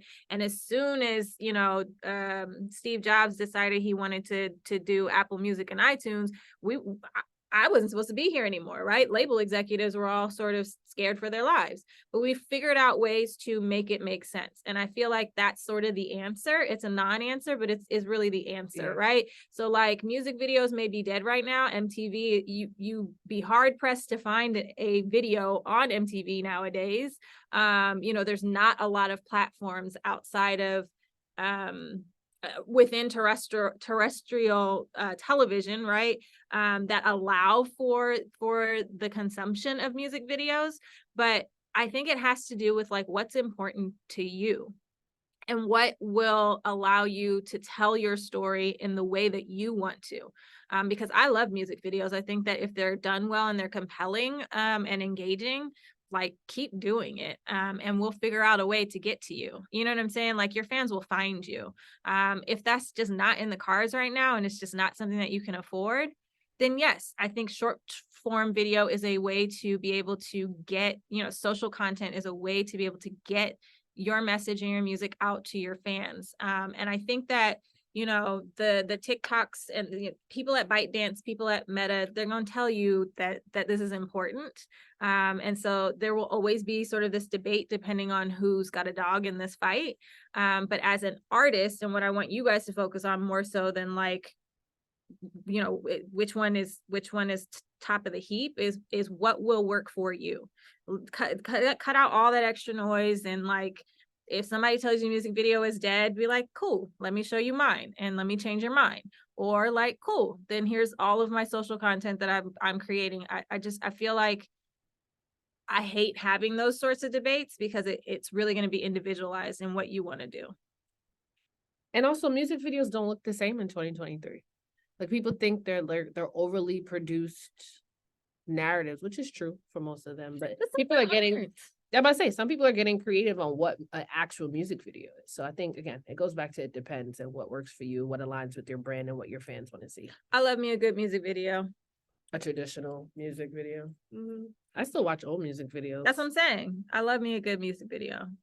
I came up in a time where, like, making the video was it, like, all those things. So I'm still gonna fight for it. But yes, some people do believe that it is dead. It is what it's going to be. Let's move on though. Let's get into, wait, any questions other than that? No? Okay. Yes, music videos are forever. Yes. Content is forever. You want to do this? Social content is key. Oh, make it fun? Yeah. Okay. Content is key. Write down the rules, circle it, highlight it, think about it, put it on your wall, put it on your notebook. Yes, put it on your notebook. Content is key. Content is key. Make it fun. Make it varied. So make it different, right? Make it unique, make it special.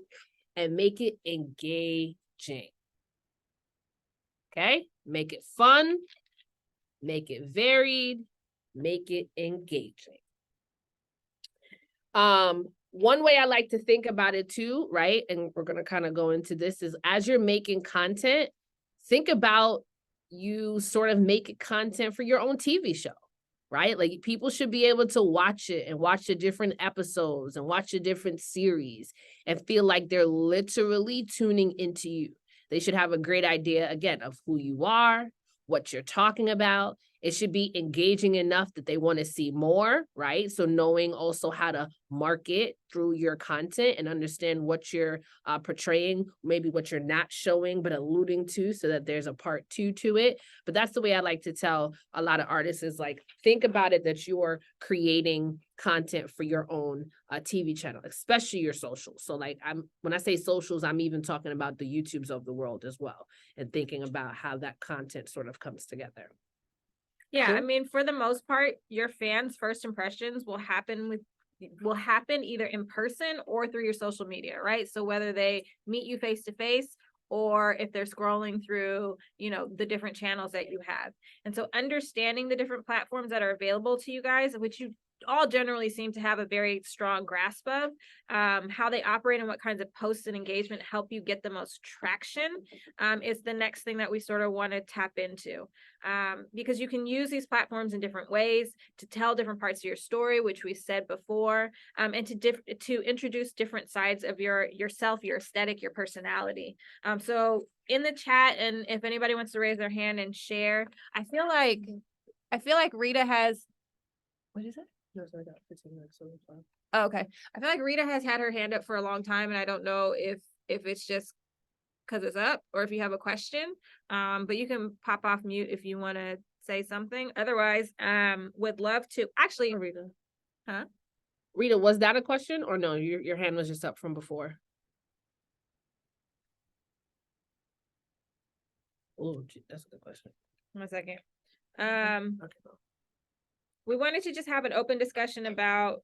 Wait, you want to talk about that? That's like, No, go ahead. no. You're so ridiculous. We wanted to have an open discussion about your current social media habits. So what are some of your favorite social media platforms that you use and why? When you're scrolling on social media or engaging with pages, other than your own, what are some of the posts and content that you look for? What types of content do you find yourself liking or commenting on? Who are some of the artists that you're following? And why are you following that person? Let's just get into it. Let's just have a conversation about your habits on social media. Okay. You could call on people. I see hands. Okay, perfect. Molly. Hi. So my habits on social media, honestly, they're not really strong. So I'm typically not a person who enjoys being in front of the camera. So I like being behind the camera, and whether it is to take photos of animals, of landscapes, flowers, sunsets, sunrises, and stuff like that. So I'm trying to break that to kind of put the camera on me instead, even if it's me with a dog or me with a horse. So that's kind of my habit in terms of creating things on social media. So I like particularly Instagram. I don't know how to use TikTok yet, but Instagram is mainly the thing that I'm using nowadays, especially since a while back I wasn't really active on social media, period. Not Facebook, not Twitter, not Instagram, not Twitter, not TikTok. And then I was like, and then in terms of scrolling on social media, my Instagram account is kind of really all over the place.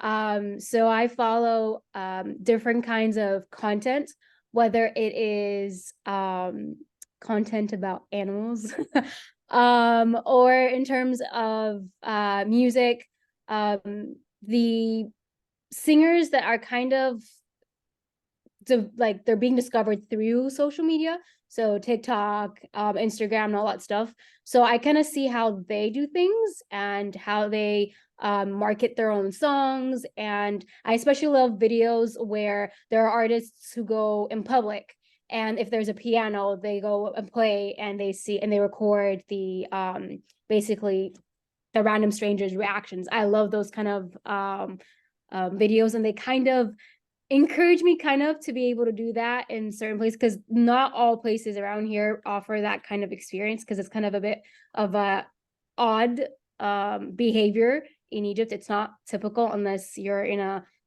music environment, not just random street playing and stuff. And what else? I think I covered everything, I think. No, yeah, I think that's good. I really appreciate you sharing that, Molly. I think that it's a valid point. I know that when we say artist, it's this very scary, and content creator, right? It's this very scary thing of like, I have to share myself, right? And like put myself out there. What I would say is let the music lead.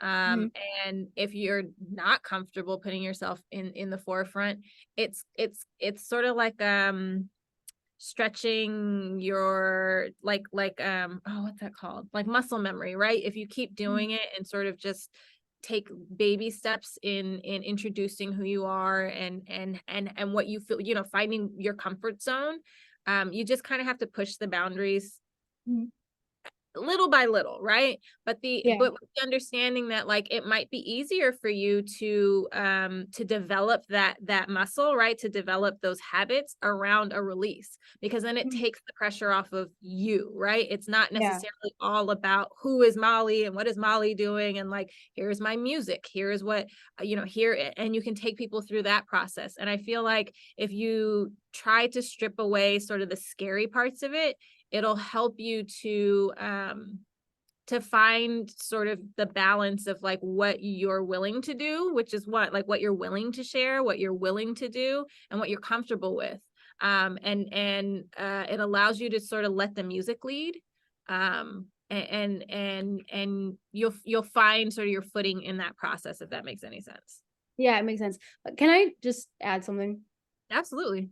So I agree completely with you, but like, for me, like, for example, like talking in front of a camera, I don't have any problem talking about psychology, like absolute no problem. But then when it comes to like, you know, sharing music, whether it's an original song or even a cover song, I kind of tend to get a bit more intimidated, even though it's literally the same thing. The only thing that's different is just me singing. So why? It's not though. It's not the same thing, because you're talking about a concept when you're talking about psychology, and you're talking about something else that is outside of your body. Like it has nothing to do with you, really. You're an expert on it, right? And what happens when you're talking about your music, you're creative and you're sensitive about your shit. Like that's you're putting yourself out there. Don't think of it in those terms, because it is very different. I like to say this to a lot of people that I work with, like at the end of the day, this is a 9 to 5 for me, right? But this is you, this is your life, this is your dreams, these are your goals. This is it's a lot bigger than it's a lot bigger than that.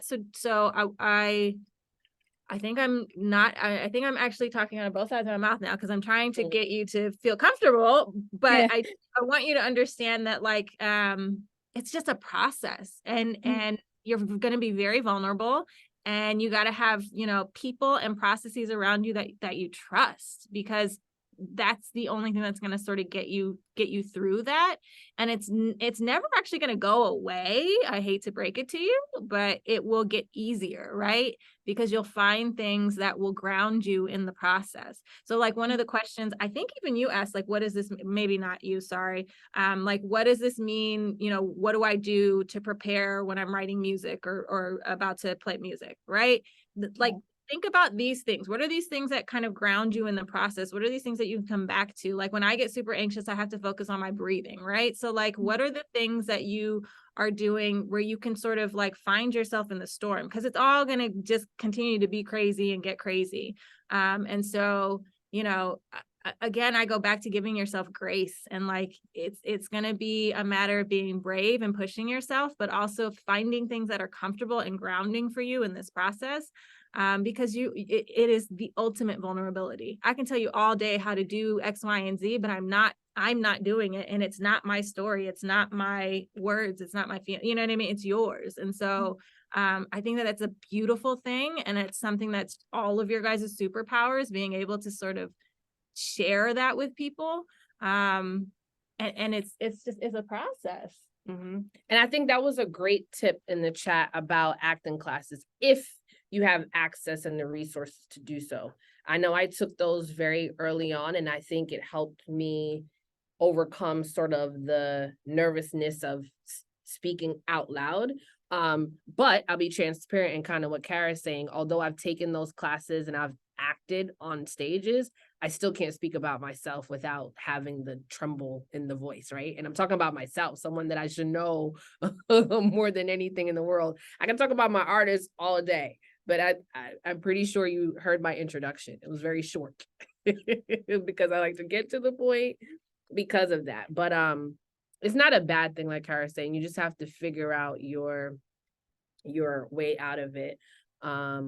Or your defense mechanism, right? Like sometimes when I'm in a space where I'm speaking about music or something that I worked on, and I feel myself sort of get into that uncomfortable space, I crack a joke, right? And I use that as an icebreaker. Because I then feel like I'm loosening up, and hopefully that's allowing the person there to loosen up, and then we sort of start feeling like friends versus strangers. Yeah, just find out what your thing is, even if it's like looking at something in a room, and so you're not looking at the crowd, or like I said, cracking a joke, or start singing. Maybe that'll catch their attention and sort of break the ice as well. But give yourself grace. It's going to be a process. You're gonna have to find it in the process. Yep. I really want to hear from Nuran. Is that how you say it? Nuran? I feel like you've had your hand up for a minute and we haven't heard from you. Yes, that's how you say my name, or you pronounce it. It's Nuran. Nuran. Yep, that's me. So, which question do you guys want me to answer? I think I have an answer in mind already. Go ahead. So, there's this artist whose name is Jake. He's had this hit called Golden Hour. I think this guy is very smart with his content. Like, he started familiarizing us with his mom, who is a producer. And then he just his entire content, or like his entire TikTok account, is full of music content. Not vlogs, not anything. It was just music. But he was able to build a story and have us tuned in. Just like Brianna said about the whole story thing. So I've really liked his content plan for since 2020, I guess.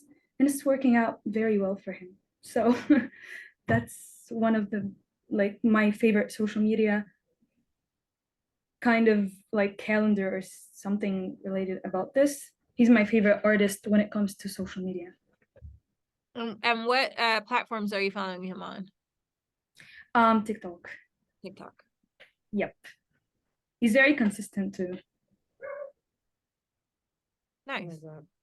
Yep. Thank you for sharing. You're welcome. Thank you for your time. Yeah.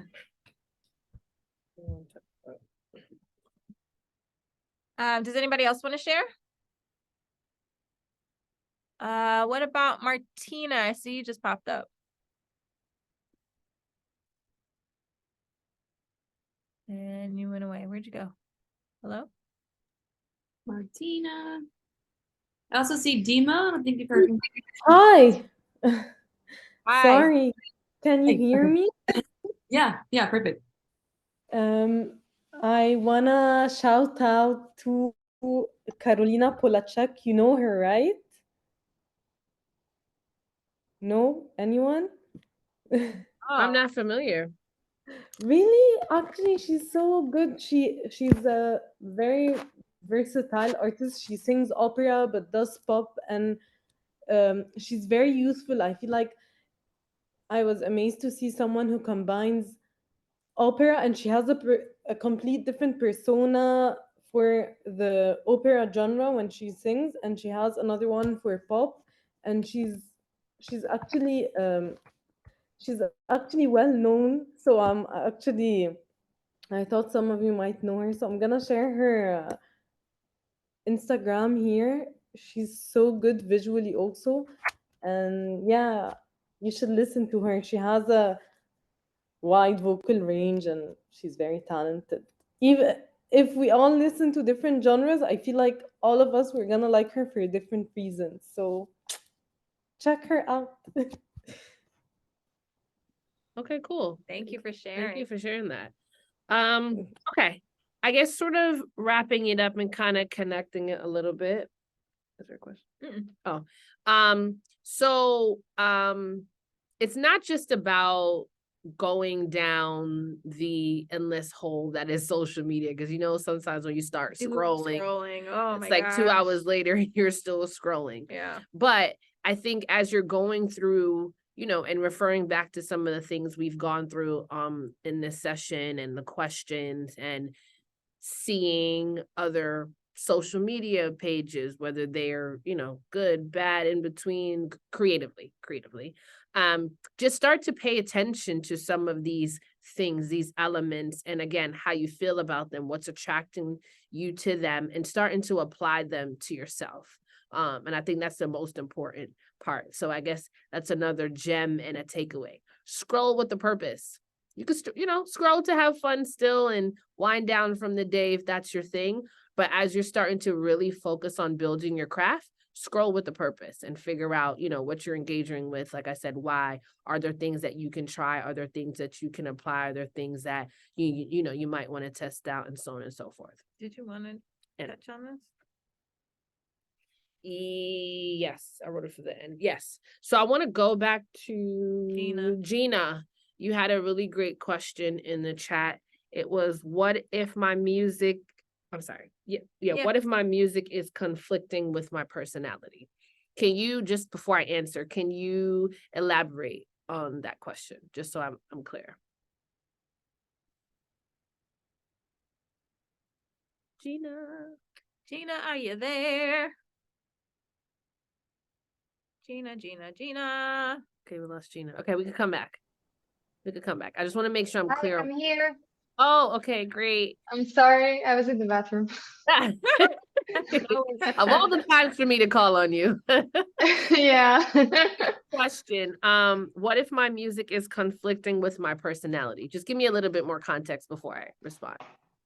Okay, so my music is like really dark in terms of like lyrics, and it's very like sad. And my personality, as I've mentioned earlier, is very bubbly.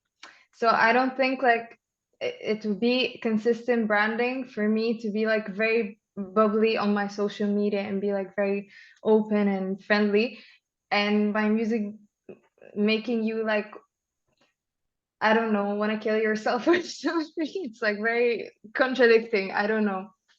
Okay. I actually work with the artist that's very much in this space, but before I give you what I told her, what sort of inspired you to make that kind of music? Was it like a certain period in time, if you're open to sharing, but like, was it because of a period in time, or is that literally just what your artist sort of branding is? Because there's two things. No, it's yeah, go ahead. It's really inspired by my personal struggles. Honestly, I just don't show these personal struggles most of the time. I'm just like, it comes out, it manifests through my music. But like in real life, I'm not a person who like goes up to people and be like, oh yeah, I'm sad, I need to talk, which is a bad thing, I know. But yeah, that's just me. But I really like channel that through my songs and through the lyrics. And you had a question? No, I want to just answer. You want to answer? Go ahead. No, but I want to hear what you told your artist. Oh, so let me figure out how to say this without being long-winded. That's okay. That's my first comment. That's what I was. That's literally okay that your music has this sort of dark theme to it or note to it, and that you as a person is the opposite. One. Two, that's part of your story, right? And for you, I would encourage you to create content that shows both of your worlds. Right. Right. So Gina as the artist and Gina as the person, right? Because we also have to remember that your fans sometimes will remember that you're human, right? And because you're human, you have a lot of personalities, you have a lot of feelings, you have a lot of emotions, et cetera, But if you get to a point where you build your brand, right, as like, I am Gina. Sometimes I wake up and I'm sad, right? But it's okay because I'm human. And on the next day, I could wake up and I'm happy and I'm bubbly and I'm excited about life and so on and so forth. So when I'm making music for you, and again, this is if your branding of music is going to always be sad, right? Or it could just be a moment in time. So it's like, hey, at this particular time, I'm going through a bunch of emotions and I'm reflecting. And because of that, I'm giving you music, which is the most vulnerable side of me. And then, hey, here's this song that's a little bit happier. Why? I've grown, I've learned, I've seen better, and so on and so forth. And then that's why you're getting this. But I think the root of what I'm trying to say is like, going back to your story and figuring out how to convey that, if you take your fans with you through that and help them to really understand that this is me and this is also me, they will receive it that way. But again, it's how you present it. But I don't want you to think and making sure that you are feeding content in both spaces, because there's still Gina. It's still Gina. Is there a question? Well, there's a comment, but I guess for me, I get the concern as a casual sort of like, passive fan or someone who happens to come across your music that, she's bubbly, but her music is sad. I don't understand, right? It doesn't make sense, right? But for me, even if I came to your page and you're bubbly and your music is bubbly, like at the end of the day, this is why your story is so important and how you tell it is so important. Now, if you're comfortable with sharing, like you just did, right, with us, why your music is that way, why you've decided to use if I'm hearing it correctly, you've decided to use your music as almost like a form of therapy, right? You're not talking to the people around you. You're not sharing with your loved ones and those who know you best. You'd rather just put on a strong facade and like a happy face. That's a story. And you can tell it, and you can tell it very tongue-in-cheek and do like a TikTok where it's like, you by day and you're bubbly, you whatever, and then like you by night and you're, sad, crying, writing these songs. Like there's a way to do all of that, but the importance is understanding what you're trying to say. And I, as a fan, I would actually be more inclined to engage with you as an artist, because you're telling me a compelling story. Now, if you just did one and the other and that was kind of it, and they lived in these different places and they never really connected back to something, then yes, to Sahar's point, that I want to ask Sahar a question, but it defies sort of the general rule of thumb of having consistent branding, right? But to me, I don't think that it does if you properly tell the story. I think that's so interesting that you have this sort of persona and then your music is sort of all the things you don't get to say. And I feel like if you put together content and a marketing rollout and a bio and, some short form content that speaks to that piece, then it all makes sense to me. Do you see what I'm saying? And so the idea that your story is so important is literally, like, I love that you brought this up, because that's why your story is important. That's why being able to take people along, to Brianna's point, on the journey is is key, because it's the difference between being seen as sort of like a false prophet, right? Like seen as like you're being fake or you're being wishy-washy or what have you, and being just a real, genuine person. And if you do the work of digging a little bit deeper and sharing that part, that's what's important, right? So like if you just said I'm bubbly and like this is just who I am and this is just the music I want to make, well, I'm not going to connect to that.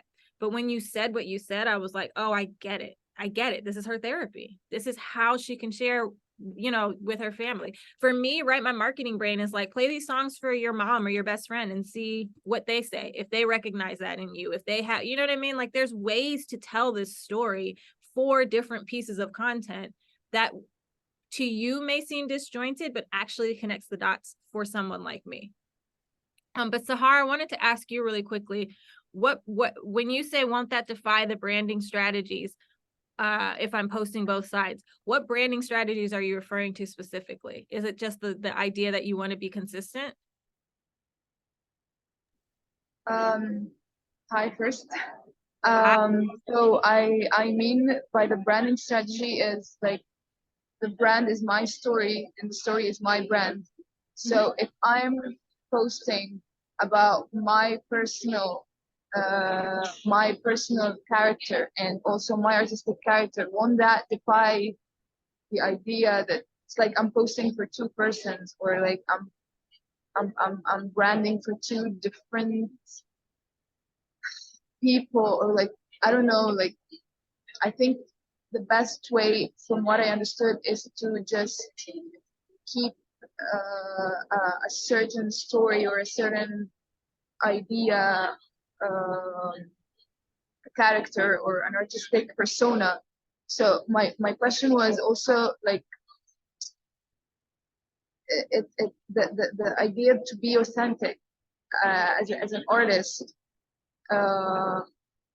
is also different from being showing your personal side as a human, or you get what I mean? Like I'm not sure if I'm asking the question right, but I can really like relate to also Gina when she asked the question, because sometimes I feel like I have like an artistic persona that I need to show out there, but at the same time I have my personal life that it's not related to the art that I do, or like the content that I want to show to people.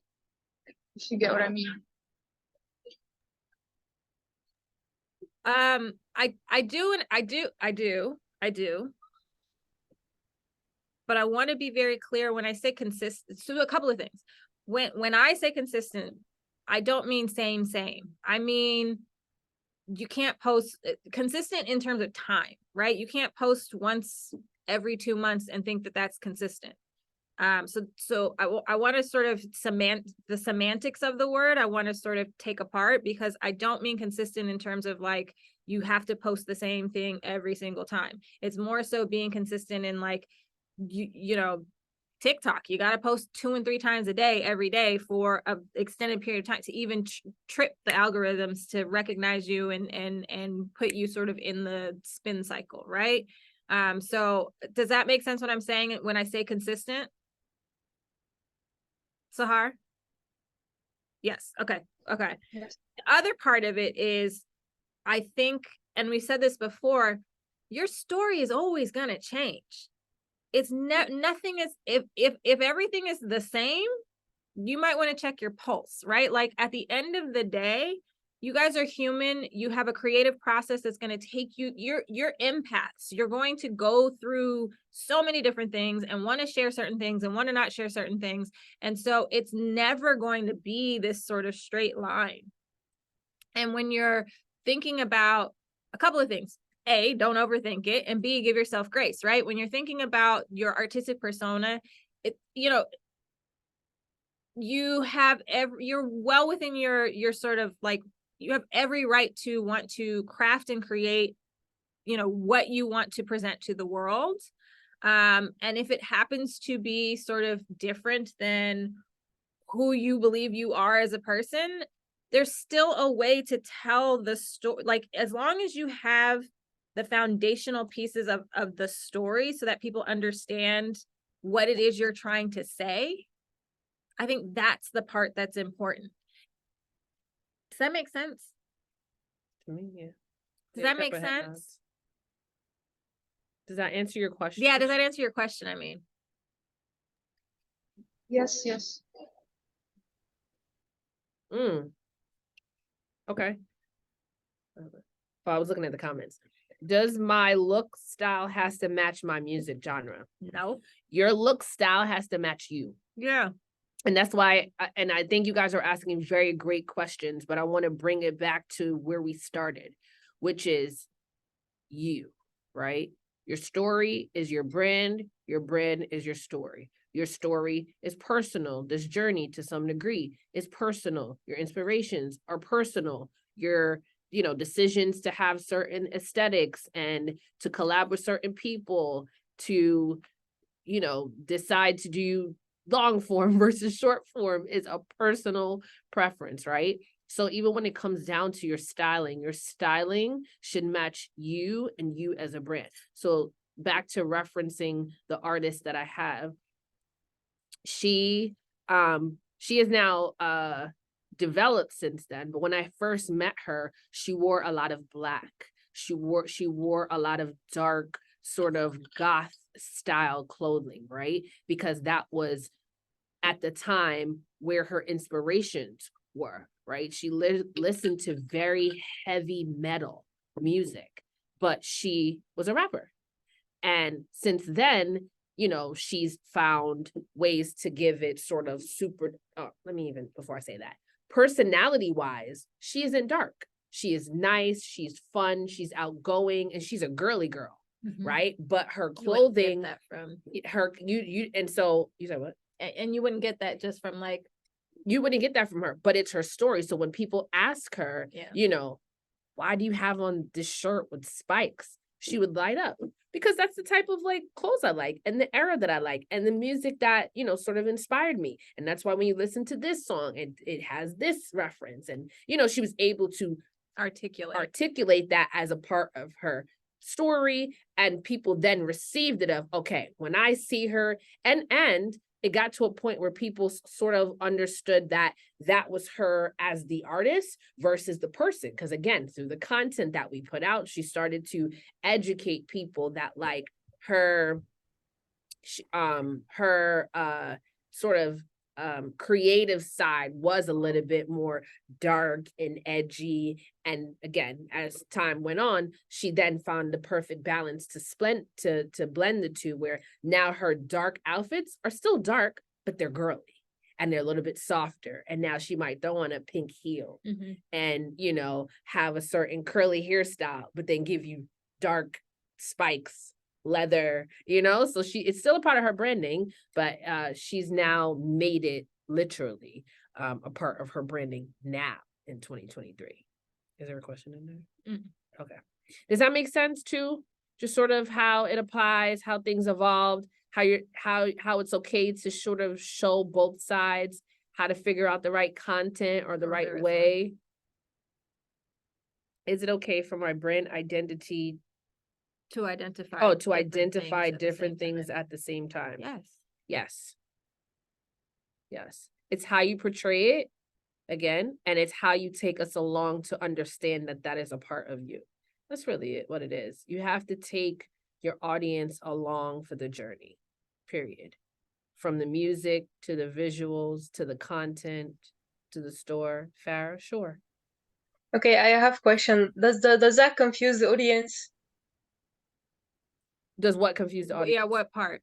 Identifying like I'm a Gemini and like I can wake up today and I want to do Afro music and the next day I just want to do something gothic, something dark. Does that confuse people? If you sorry, go ahead. If as your fan you show me that, like, a couple things. One, you're human, and like I just said before, like you might wake up one day and feel one way, second day you may wake up and be a different thing. Or if in a fun way you remind people, I'm a Gemini. That's a sign of twins. That's a sign of duality. Like, hey, my Gemini is Gemini.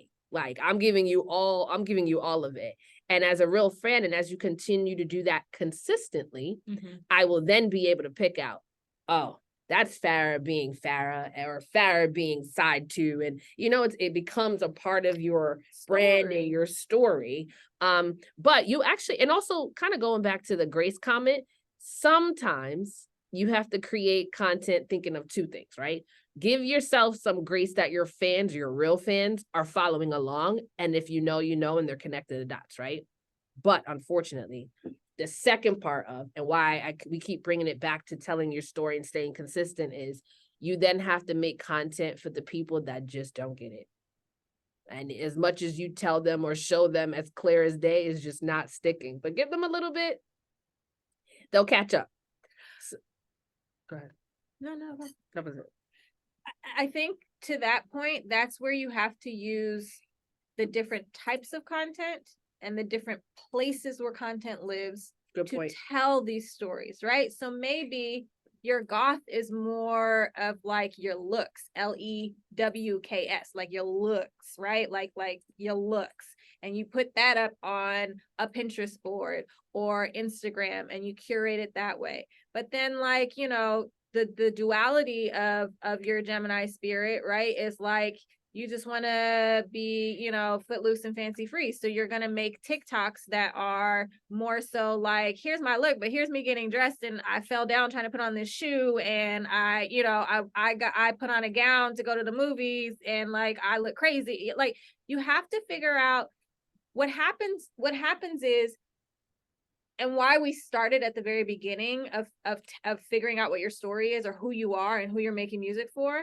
If you have that foundation, then all of these other things are just tools to be able to tell that story in different ways to different people. And when we talk about consistency, again, it's not necessarily, I think there's like a direct definition of like consistent is the same, right? You think about it as the same thing over and over again. But for us creatively, right, marketing and branding wise, when we're talking about consistency, it's just making sure that the dots connect, right? So you could have a whole other persona on a whole other platform. You could do all of the sort of dot connect, like I'm spitballing, this is an example, but like you could have it be more buttoned up and more sort of editorial on your Instagram, and then more sort of loose and free and you know, short form fun videos of just personality, right, on your TikTok. And then you use and those are both two examples, right, of short form content. And then you use your YouTube to do a mini doc where you talk about, like, you take people through the whole journey, right? So now you've done long form, you've done short form, you've used 3 different platforms, but you're telling the same story, right? And you're pointing back to the same either release or piece of content or, you know, thing, right? The idea is at the end of the day, it's still you, right? Your story is still solid. It's whole. It's right here. It's just how you're telling the story, where you're telling it, and in what sort of form you're telling it, that will help people understand if they regardless of whether they're just now stumbling upon you or whether they are doing a deep dive into you, they're able to connect those dots. Okay, what about the music genre itself? What about like I have like an EP, 6 songs, all R&B, but then I have like EP. I was thinking like releasing as a small album, so it makes sense to people. So I have this EP, it's an R&B. I have another one that's kinda trap soul kind of music, and then I have this funk dancing music, and I'm like, okay, should I be releasing all of them? Should I not work in a certain genre and work in another? I don't know, but I'm very passionate about many of them, and I want to use me being a Gemini. It's actually my logo, that the Queen of Hearts, and it has 2 faces because I have yeah. So yeah, so I want to use it. So is it like dangerous for my brand to be presented in different genres, doing different things? If you don't mind me asking, how long have you been putting out music? 2 years now. I've been like discovering. I've released different like Afro, indie music, different type of music, but I really found myself in R&B, and then the trap and soul, and some of me go to like funk dancing music. So So a couple things. 2 main things really. No, I don't think it's a bad thing. And I think why I asked you how long has it been since you've been releasing is because I think you're in a beautiful space where you are still discovering your sound. and you can take your fans along that journey with you and explain to them that that's also part of your story. So you're still in a space where you can experiment. And I think you should, because you never know. You might release a certain style of song, a sound, and realize that your fan base actually gravitates towards that more than the thing that you were giving them. Or, you know, later down the road, you might find a space where you can find a sweet sort of blend of, you know, these sounds. Again, I think it goes back to, we keep saying it, but it's so critical. It just finding ways to tell that story based on where you are currently. So again, if it's you guys know I'm a Gemini and I'm always trying to experiment or try different things or speak to my both sides. And recently I found out that I really love trap soul. So I want to test it out and give you guys these songs. Let me know what you think. And then it does a couple of things. It expands your story. It initiates fan engagement, which we didn't necessarily have in the plan, but that's critical, like critical. You can't just put out the content and don't engage and move on. You have to find ways to keep your fans in it and keep, you know, absorbing it and engaging it and stuff like that. But yeah, so you can just throw it out there. And then, you know, you can also use that feedback. Like, they're your fans at the end of the day. They should feel close to you. They should feel like you care. They should feel like you're actually taking their sort of opinions and it matters to what you're doing. But there's a time, place, and a way to do it all. So there's a ton of questions in the chat that I want Bree to have a second to look at. This one in particular, but also this one. So Amy. You want to answer one while I read? Nada, and then Amy again. Oh, I saw this question about the band. Yes. I was gonna use what's the girl from Paramore? Haley. Yeah.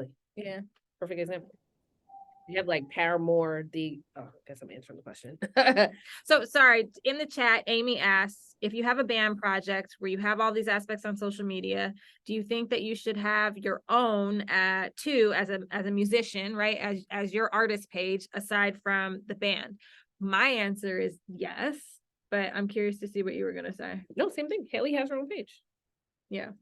So I think you the band is you and you are the band, and then you're also you. So I think you guys can continue to create content and a story and a brand and sort of a journey. But then I think it's important for people to know you as a band member, so that they understand how you fall into that said band, and everything you're doing, from the way you look to the way you sound and so on and so forth.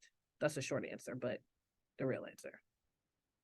Yeah, the other thing too, though, is don't bite off more than you can chew, right? If the band is serving its purpose for you right now, that like, and you're the one that is overseeing that process, use that to your advantage. But yeah, at the end of the day, I think having something that is your own, where you can sort of create your own narratives outside of sort of having to tie it to however many other people are in your band, or, you know, if the music is different or the aesthetic is different in any way, you always want to give yourself that sort of option, right? To be able to have a place where you can tell your story, a different story. So if you have the bandwidth for it, absolutely. I mean, I even just like, not on an artist level, I have friends who, like, their dog has a you know, a Facebook page or an Instagram, or, you know, their mom, they have one that for their moms, right? Like I just found one the other day, the Korean mama, and she's hilarious. But like, it's different parts of your personality that you can share. So if you have the bandwidth to be able to do it and be able to consistently be, you know, feeding content to these many channels, I say go for it, but it's not the end all be all. As long as you have a place where you can tell your story, I think that that's what's important. There was also a question from Nada, from one of the Nadas, about being a multi-hyphenate, or multidisciplinary, interdisciplinary artist, and the idea of like, how do you craft should you create different content for these different crafts? And I think that that's a question that you sort of have to answer for. Listen, y'all already have this sort of hard part of being an artist, right? Of being a creative. And so it's really about how much can you dedicate or devote to this piece of it, because content is very important. It is a way for fans to be able to feel like they know you or understand you, or get a peek behind the scenes of who you are. And so I feel like if it's important to you to present all of these different sides of you, and you have the bandwidth to have 1, 2, 3, 4, 5 different channels, feel free, because people will come there for very specific reasons. But I don't know that you have to do that. I think that there is a way to sort of, sit in a space and figure out what it is you're trying to say, what it is you're trying to emote or evoke, and who you're trying to present. Out of the 5 different things, you may have a project for, your creative direction and choreography that is something that you want to highlight. And so you're going to sort of use your platform to lean into that. And then maybe, something else comes along on the lifestyle influencer side, and you lean into that. I don't know that you necessarily, I don't want to get into, it gets really dangerous when you start to say this is this is a bad idea, this won't work for you. It depends on, again, going back to your story and how you're telling it and how you're connecting the dots. That's going to be important. Mm-hmm. Oh, that's my Mac about to die. Ooh, how? I thought you were. Okay.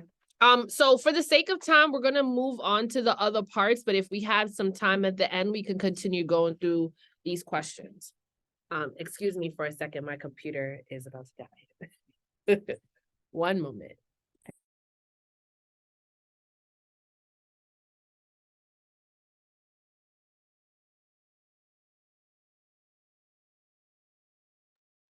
How are we feeling? And we're back. Yes, let's do a temperature check. Are you guys okay? Was that too much info? Do we need to shake it up? Shake it up. Shake it up. You need to use the restroom. Shake it up. Quick intermission. Shake it up. Get some water. Do you guys want to shake it up? Yeah. Hey, who's shaking? Okay, Sahar. Okay. Reset. Cool. But great questions. And I love even more that your wheels are turning. Yes. And you're starting to think deeper about what you're doing. Yeah, stretch it. Yeah, stretch it out. Hannah, can I just double check with you really quickly? Did we send them the information on the different social platforms? I sent them the attachments you sent in your email.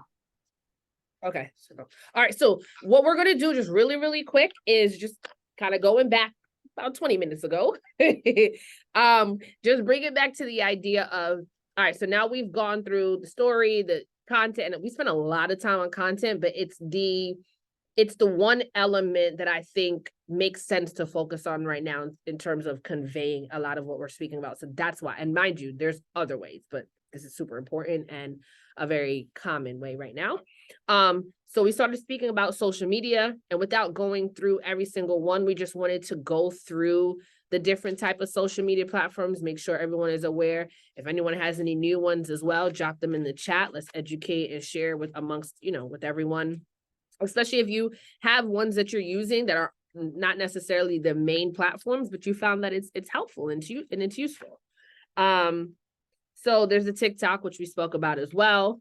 I'm not going to go through these. Okay, there's Instagram, right? We have Facebook, which I like to push a lot of fans towards because it has, in my mind, it has just so much, it gives you so much room for global reach as well as age. So, we'll get into identifying who your core fan base is, but again, being mindful that there are other people who might come across your content that aren't necessarily your immediate fans, but they're engaged enough to follow you, right?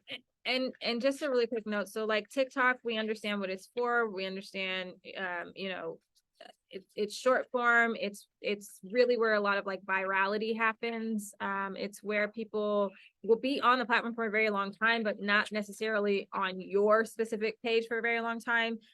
Same with Instagram. Oh, cool. But for Facebook, I've heard Bree refer to it this way. It's almost as close as you can get to a website without having a website, because it allows you to have so many different pieces of information and content and functionality in terms of like being able to chat with people, drop videos, you know, have your tour dates or show performance, like a social calendar app. So Facebook is really great. Is a really great sort of hub or home for a lot of your information. Instagram? We did that. Oh, okay. Facebook. We have X, formerly known as Twitter. RIP Twitter. I love Twitter just for the conversation element of it. You could literally just talk to your audience, share thoughts.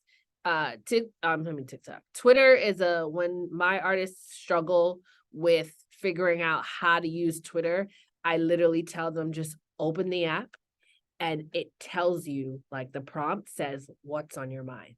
That's literally how you should use Twitter. Simple level. There's a lot of different features and functions and apps and all kind of fun stuff. But at the very least, it's literally share what's on your mind. Ask questions. Your fans will talk to you there. It's almost like a public group chat, right?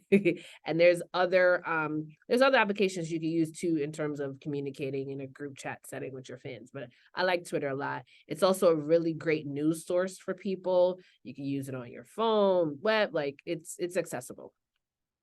YouTube, love a good YouTube. Again, kind of like Facebook. Think of it like a TV channel. You can curate and put anything on there.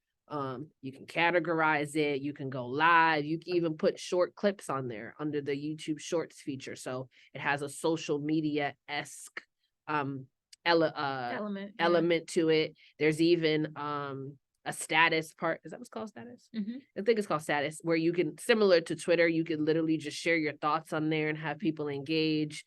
You know, there's playlisting, there's a bunch of different ways for people to engage with it. So yeah, when you guys get a chance, just go through it, because I know you guys have that handout as well between pros, cons, how you have to do it. How you could use it, what you could put on it, so on and so forth. And then the website part, a lot of people think that you have to have a website as an artist and sort of as you're building yourself. But like Kara said, not everybody needs a website. It depends on where you are, sort of what your branding is, the type of content you're creating. There's usually some sort of cost associated with it to some degree, just in terms of hosting it. So maybe that's not the best option for you right now. But like Kara said, Facebook is a great alternative. You could even practice there, because you build the header, you figure out the photos, you figure out the sections, your contact information is there. You can converse with your fans, you can write status, like put videos, like long form, short form content on there. So I always like to say, we like to suggest that if not a full website, Facebook is a great alternative. And you'll see on the screen here, there's a bunch of different resources if you would like to figure out how to create your website. A lot of these are also very user friendly. You don't necessarily have to be a coder or have any extensive background in how to build websites. And there's courses and tutorials online, and these are just a few. There's a bunch of other ones, but there's just some suggestions with websites. What else? All right. Next part, social media strategies and branding.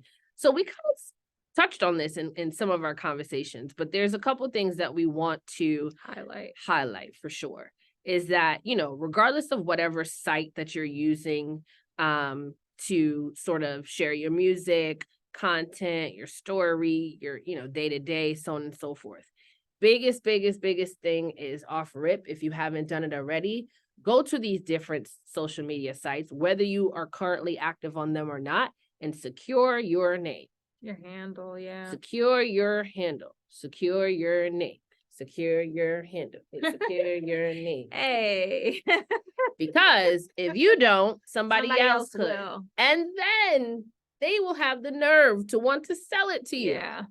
Just because you weren't paying attention and they now secured Brianna the marketer. And now I want to be Brianna the marketer. And they're charging me like $1,000 or $4,000 to get my name back. Yeah. The audacity.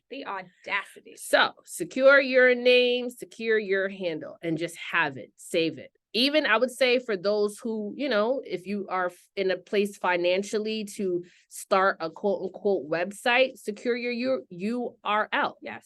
That's another thing too. People will secure if you have a website idea. I'm sorry, a website, what's it called? URL link that you have in mind, or that attaches to your branding, your name, your artistry. Secure it before someone else does. And all of them, the .coms, the .orgs, the .net, the .co. Most of these website engines now will give you sort of all those options and variations. So secure.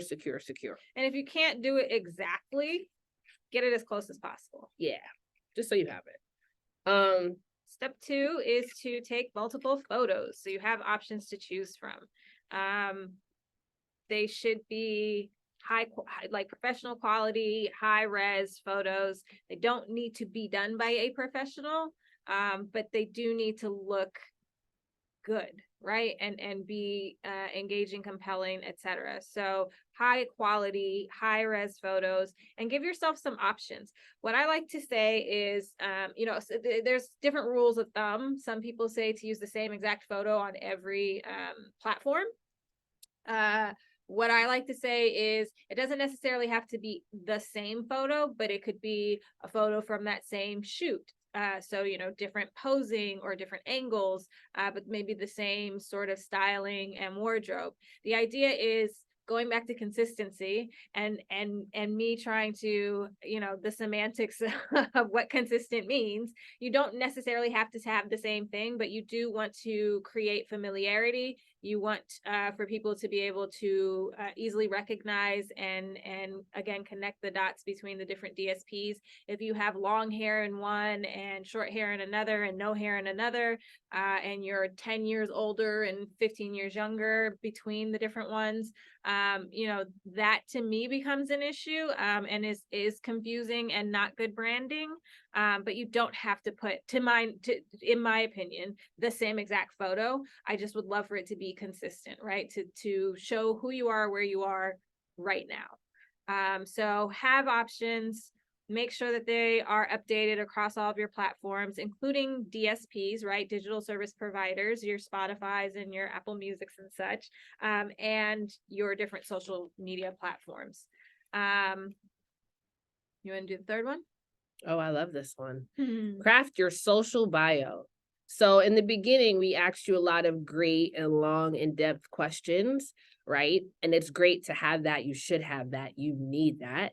But from there, there's also going to be another variation of a bio that you should have on your socials. This should be a very short, like to the point sentence that sort of describes either who you are, maybe sort of what the page sort of vibe is, your music, but it should 100% align back to you.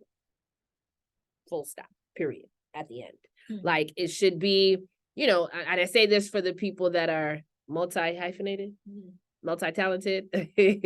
Find, I know it's going to be hard, but find a sentence that pulls in all of your talents, personalities, interests, passions, and maybe that's it. A multi-hyphenate, creative with a lot of sass.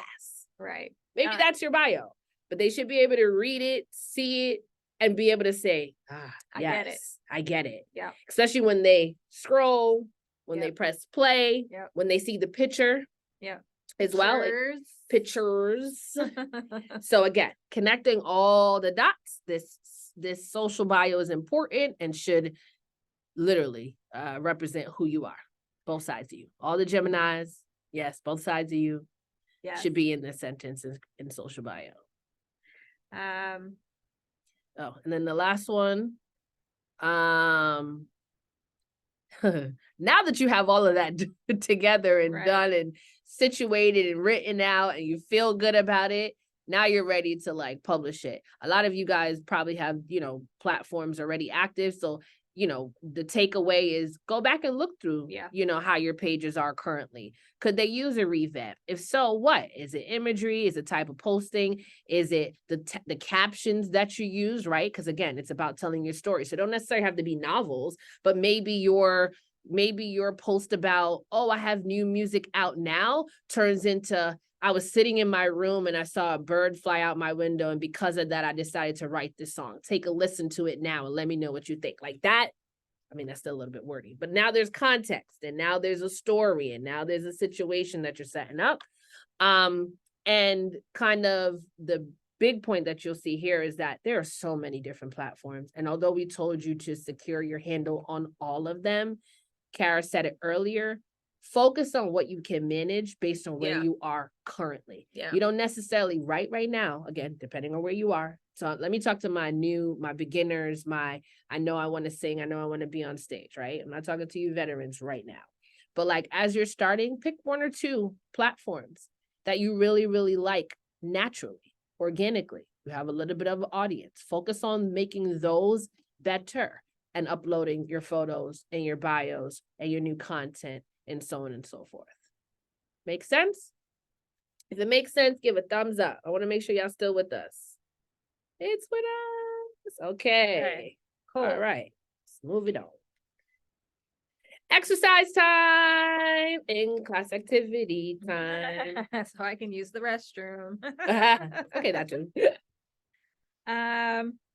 Let's talk about these short bios.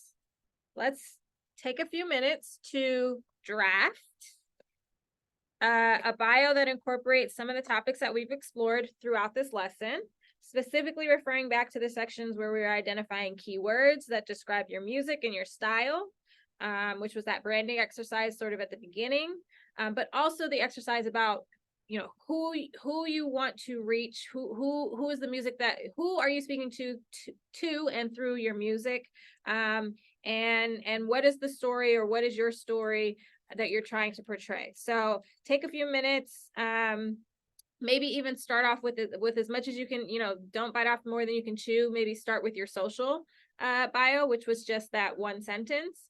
And we can continue to sort of craft and build over time into the short bio, which is more like a paragraph, and then really get into like, where you grew up, childhood traumas. No, I'm kidding. The name of your first pet, in a longer form bio later on. But let's just do the exercise. Let's try and figure out how you would describe yourself and your music so that we can get that out to the world. I'm going to mute. I'm going to run to the restroom. Give you guys a few minutes.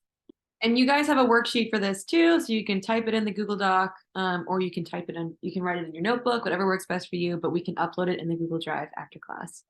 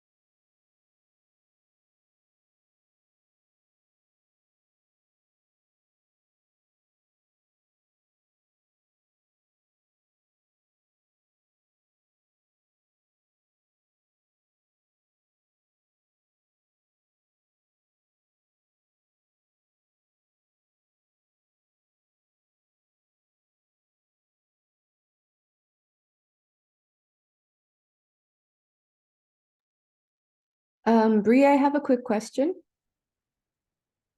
Yes. So sorry, are we drafting the one sentence bio that goes in our handles, or are we drafting the one paragraph short one? The social bio. Just taking a stab at it. Mm-hmm. Yeah, just the one liner. Okay. Yep. Thank you. No problem.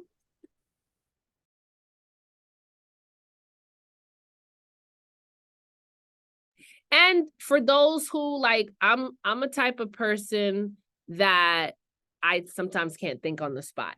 If you can't craft the perfect sentence, no problem. Maybe you want to just write down some words that later you can go back in, to looking at, and then you could come up with the right sentence. So kind of reflect on some of the things we've asked you to do here, whether it's like words to describe yourself, your personality, your music, stuff like that.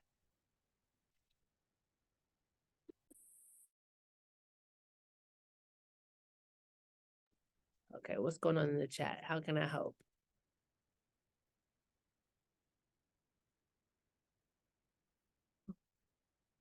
On the chat. So. No mama, no muddy, no party.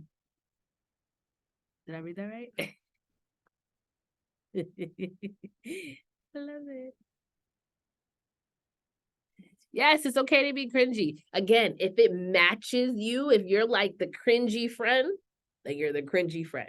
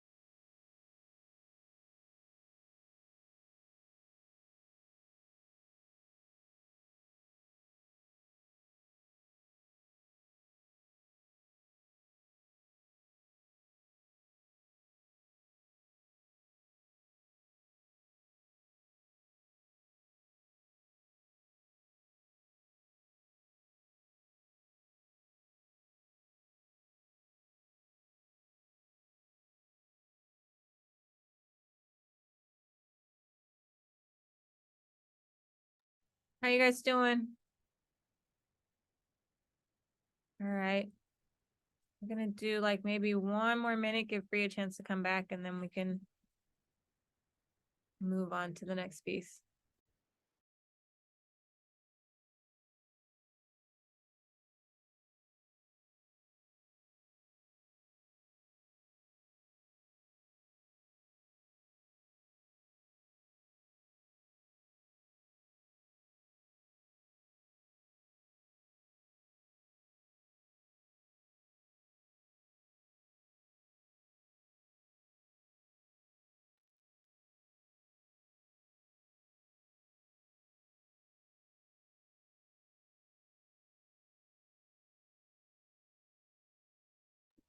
All righty.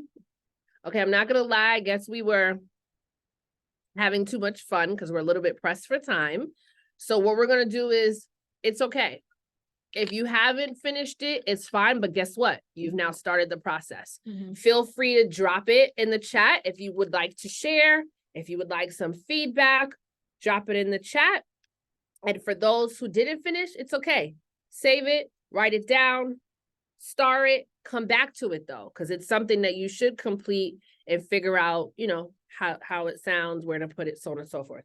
But because the biggest part of all of this is like, you want to be an artist, great, but you have to answer the question, who are you? And if you can't get the sentence down, then all of this other stuff has to you got to stop for a second and just answer the question, who are you, right? And so this is a great exercise to get that sort of, again, stretching that muscle memory, get that sort of in your system and through your veins of like, this is who I am in one sentence, boom, this is who I am. And then be able to expand upon that in a paragraph, this is who I am. And then be able to expand upon that, you know, with your larger bio, but get it down in one sentence. It's important. It's important to answer that question. And keep it fun. It doesn't have to be too formal, unless that's your thing. Consummate professional. We are very much yin and yang. All right, so we're going to move on to building your marketing plan. Really, this is about when to post, what to post, how to post. You know, we've talked about all the different facets of content. And so we want to just talk very briefly and generally about, you know, you've chosen the social media platform that you want to be on. You set up your profiles, right? You set yourself up to win. And you've got your photo and all your relevant information, including this one sentence about who you are. Now you got to figure out sort of the nuts and bolts, the business side of it, right? When are you posting? What's your marketing plan? Let's get into it. So what and when you post will depend on what platforms you've chosen to use. Ideally, right, you'd want to have like 3 to 5 posts or engagements a week on each of these sites. And on all of the sites, you can find your analytics for your profile and actually track and see what the engagement looks like, right? You can find out when is the best time or the best time that you get the most engagement. So you can post during those times. You can find out sort of who your fans are in terms of like age demographics, locations, and be able to target some of your posts to sort of your top fans in that regard. You can see how long they stayed engaged stayed engaging with your content. So a few minutes, click through to whatever links you have, what kind of sort of retention and engagement rates you have. And, see how sort of your marketing or your content is landing with your fans. At the end of the day, all of this research you guys will have access to, but you got to start by posting, right? And see what happens first. And so at this stage, before or between any sort of music releases, you're going to want to just continue to consistently post so that you're building your fan base, getting people to know who you are, what you do, what kind of music you make. Even if you don't have, I guess you guys already know this because some of you have talked about doing covers and things of that nature, but even if you don't have like a proper release that you're working towards, you can start by posting short videos of what you're working on. You can talk about your process. It's just really about, again, using your story and engaging people in your story and taking them along for the journey. I think the biggest tip for this part of the sort of exercise or, this lesson is that organization is going to be key. There's so many, we've talked about it. There's so many types of content. There's so many platforms where this content can live.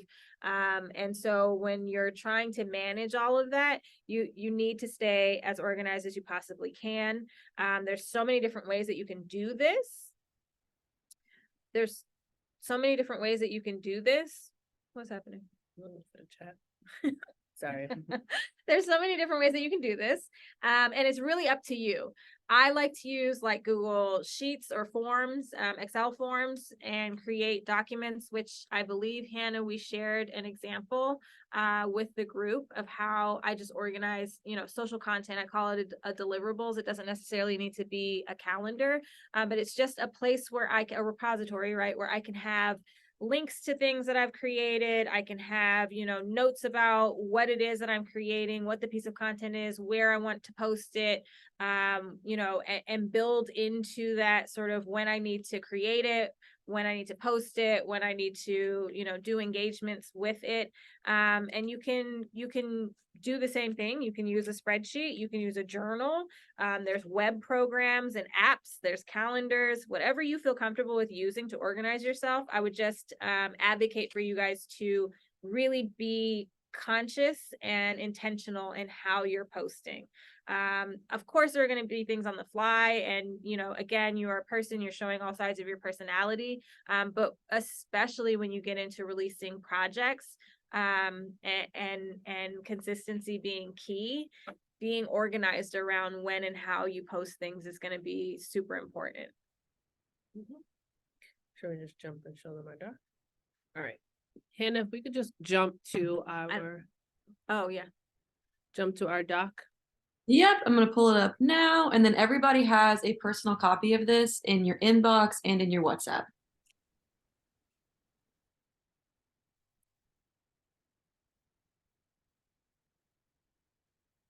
Can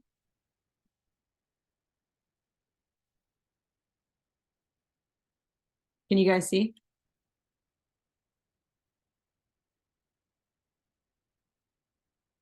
Is there a way to zoom in? I can't see. Pinch out. What does that mean? Oh yeah. Yes. So initially we were going to sort of take you through the different sort of strategies and how to build out. Let me even start over. There's a bunch of different ways to approach creating a marketing plan, right? Where we were going to sort of come from is from a social perspective, right? Using your socials to sort of start your marketing plan, take fans through that marketing plan, and also on the other side of when you're releasing music. Couple points we were going to stress is that your marketing plan starts even before you release that record, right? You have to get fans sort of ready for that release. And you can, there's a bunch of different ways to do that and what you want to tease, but it should be cohesive. Like you should be very intentional and thoughtful about, what do you want to share with them ahead of time, and then sort of what you want to share during and after. So this right here, we were just showing you sort of an example of how we sometimes build out social plans, social marketing plans with our artists, and guide them and give them suggestions of like how often to post, how far in advance to post, and then giving them a way to also track, or all of us to sort of stay on track on what's done, what isn't done, because that's the other part of it too. You can have ideas forever, but if you're not actually executing them, then you're not really doing much. And that goes for all marketers. So again, this is just a random single release, but you'll see in there that we have a little bit of short form. In this instance, we're suggesting they sort of take some content from the studio so we can have a lot of that like making of sort of creative process, because maybe the artist, that's their thing. Their creative process is a unique part of their story. Maybe they have a special thing that they do that's sort of intriguing and interesting and fun, right? Then there's the traditional teasers before the single comes out. There's the photos. There's making sure that this person is a singer. So we want you to be able to post a video of you singing a cappella. Why? It showcases your talent. It showcases your sound. It showcases a different form of short content that isn't just your traditional teaser. It gives variation. Maybe the a cappella video also has a little bit of bloopers in there, so they get to see a little bit of your personality, so on and so forth. You'll see the music video. This artist does not believe music videos are dead. So they love music videos, and that's why it's important that they have this in their rollout, and it's a part of their creativity. There's performance in there. There's a fan art contest in there. That's from the thought process of, again, not just putting out content and kind of setting and forgetting it, but finding ways to kind of keep your fans engaged, keep it fun, keep it, keep them coming back to your pages. And one way you could do that is offering a contest where, they create art for you, and, you could offer incentive or whatever the idea may be, but just the idea of having your fans do something that they can really feel involved with this rollout. And then again, the reminder that we kept, we kept reinforcing before is that as you are starting new releases and you're involving and you're sharing new content, just making sure that no matter what platform someone visits, clicks on, comes across, if someone shares it, it should just make sense for whatever you're doing currently, your current cycle, your current mindset, your current branding, your current rebranding. It should just be consistent across the board. Cool? Cool. All right. That was a little fast, but takeaways. Social media is your friend. Content is needed. Use that to sort of get through your marketing plans.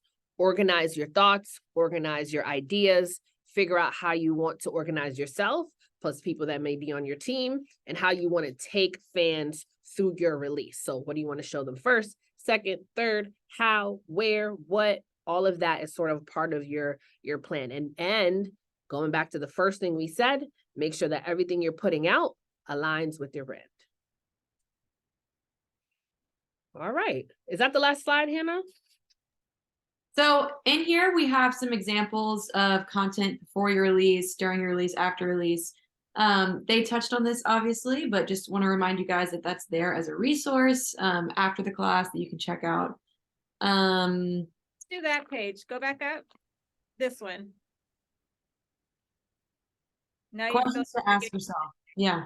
Yes. So just to sort of close the loop on the last two. Can we make it full screen? The last 2 or so hours that we have been talking at you guys.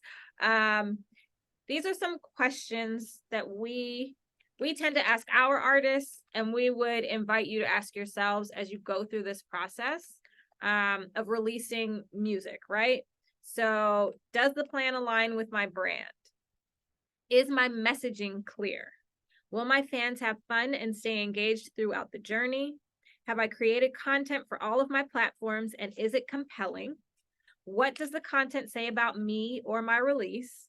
Am I giving fans reasons and opportunities to re-engage with my socials and my music? And am I having fun? Because ultimately your fans will feed off of the energy that you're putting out.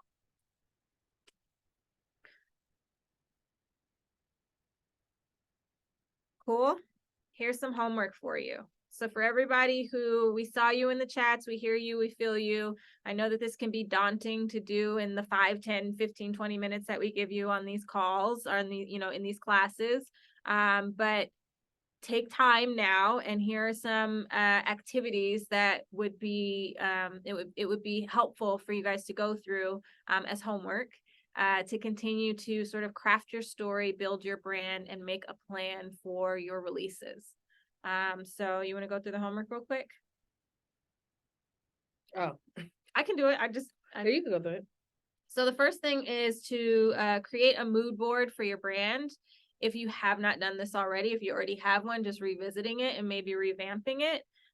This is where you're going to pull in, colors, image references, text styles, and just sort of the inspiration that represents your brand and your story.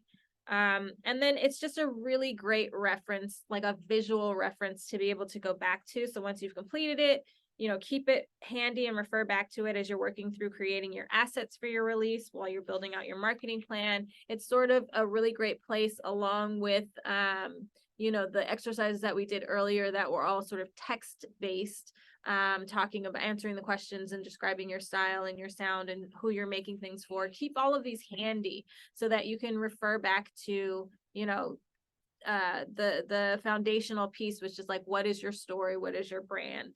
The second piece of homework is to complete a bubble chart. I need you to talk about this.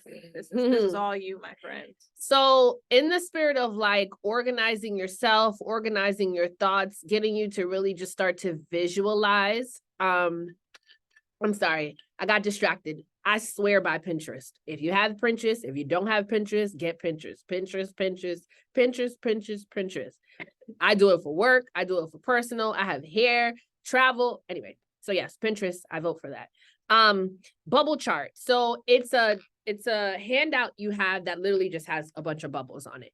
But what I would like for you to do, and you could print out as many copies as you need, is the thought process is that middle bubble should be whatever it is that you want to focus on or build around, right? So it could be you in the bubble, it could be a song, it could be a topic, it could be literally anything. I put whatever I want in the middle.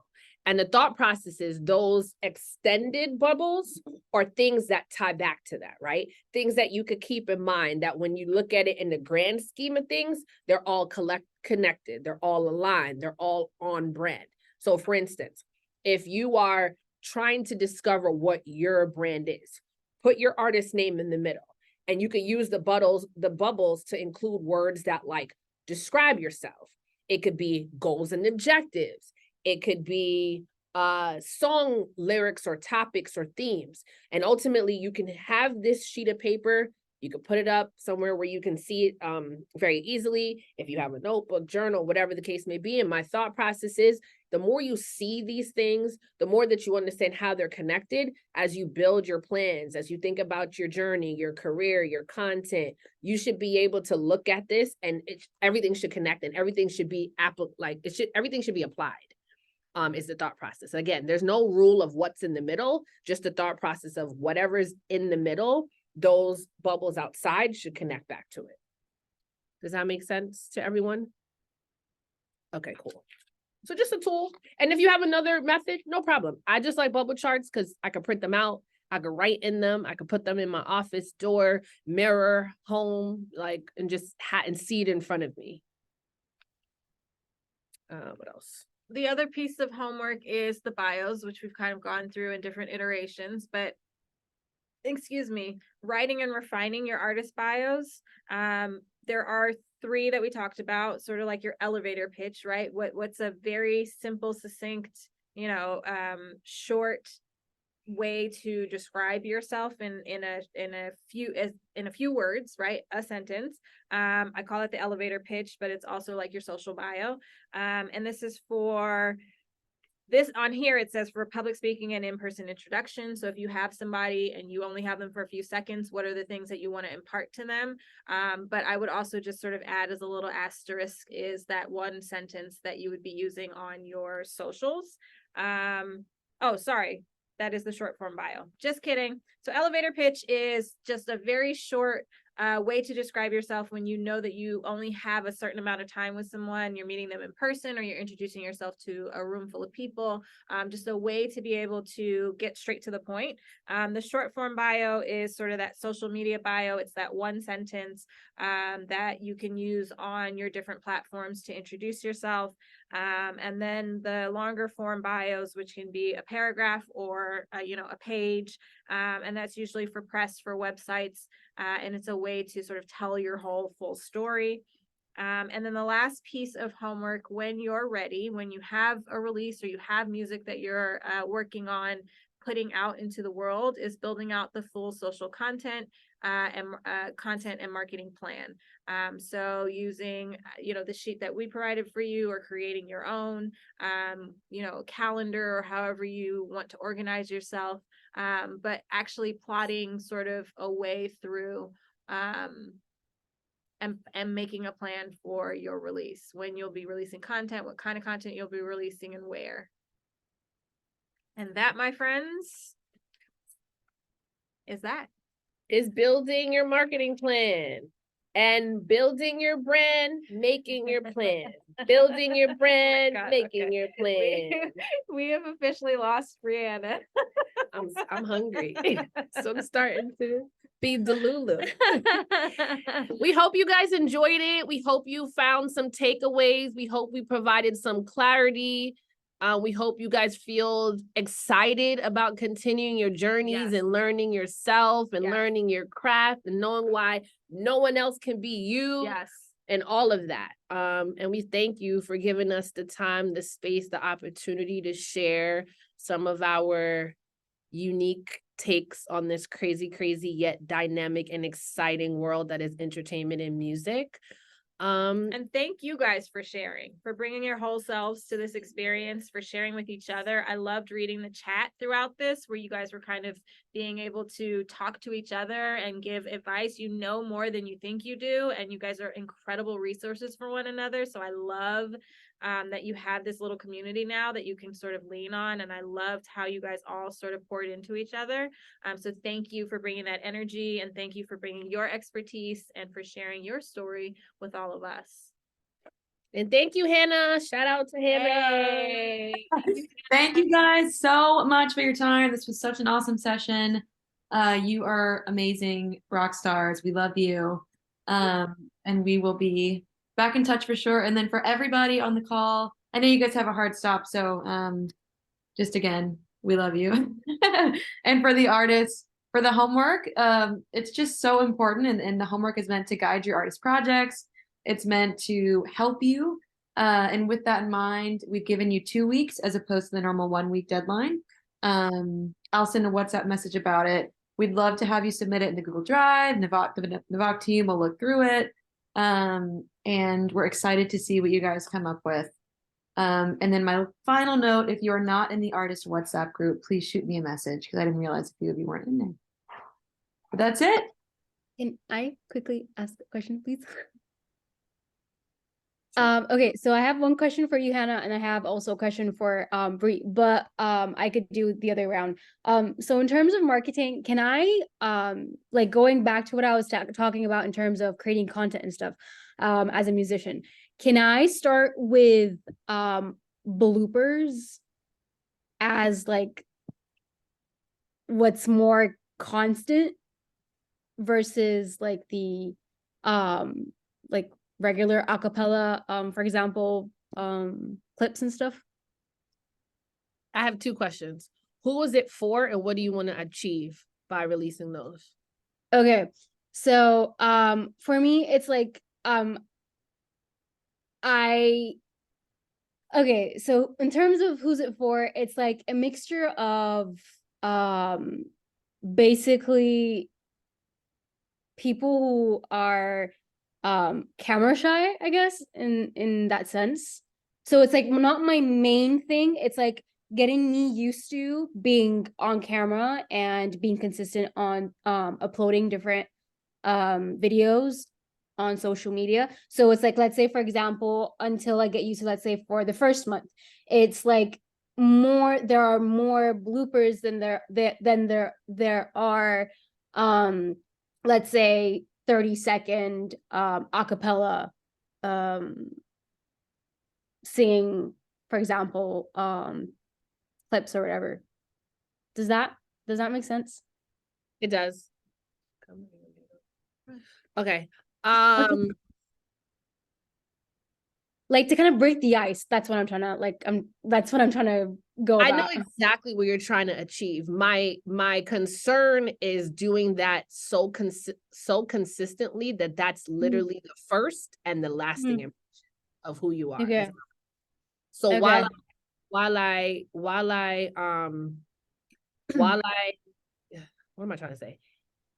I think you can do a couple of those, but they should be completed. Like they shouldn't just be bloopers. They should still attach to the finished product, if that makes sense. That's what I was gonna say. Yeah, like it should just be a blooper and that's it. Like you can include the blooper, but the end product should be the final thing that you're actually presenting. Okay. Yeah, it makes sense.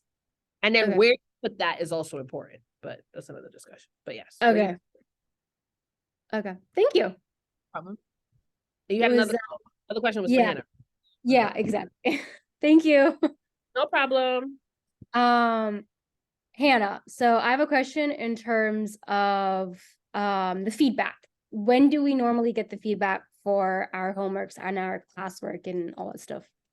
So we're hoping for within 2 weeks of your submission. Okay. That Okay. being said, for homeworks like your marketing campaign and your mood boards and your Mhm. bios, those take a little bit longer. Okay. I want to be able to give thorough feedback. So I'll message you guys on WhatsApp and also send an email with heads up on when you should be able to get your feedback. Okay, great. Thank you. Yeah. Thank you guys. Thank you. Guys, best Good of luck. luck. We're excited to see what all you do. If you're ever in New York, Yes. New York, Ever in we're New York. here. We're here. Thanks, guys. Bye. Thank you. And then to everyone else, don't forget that you have another class tomorrow, all about streaming and setting up your release with Maya from the Orchard. So I will send the Zoom links, presentations, WhatsApp, and to your WhatsApp. You know the drill. Okay, bye guys.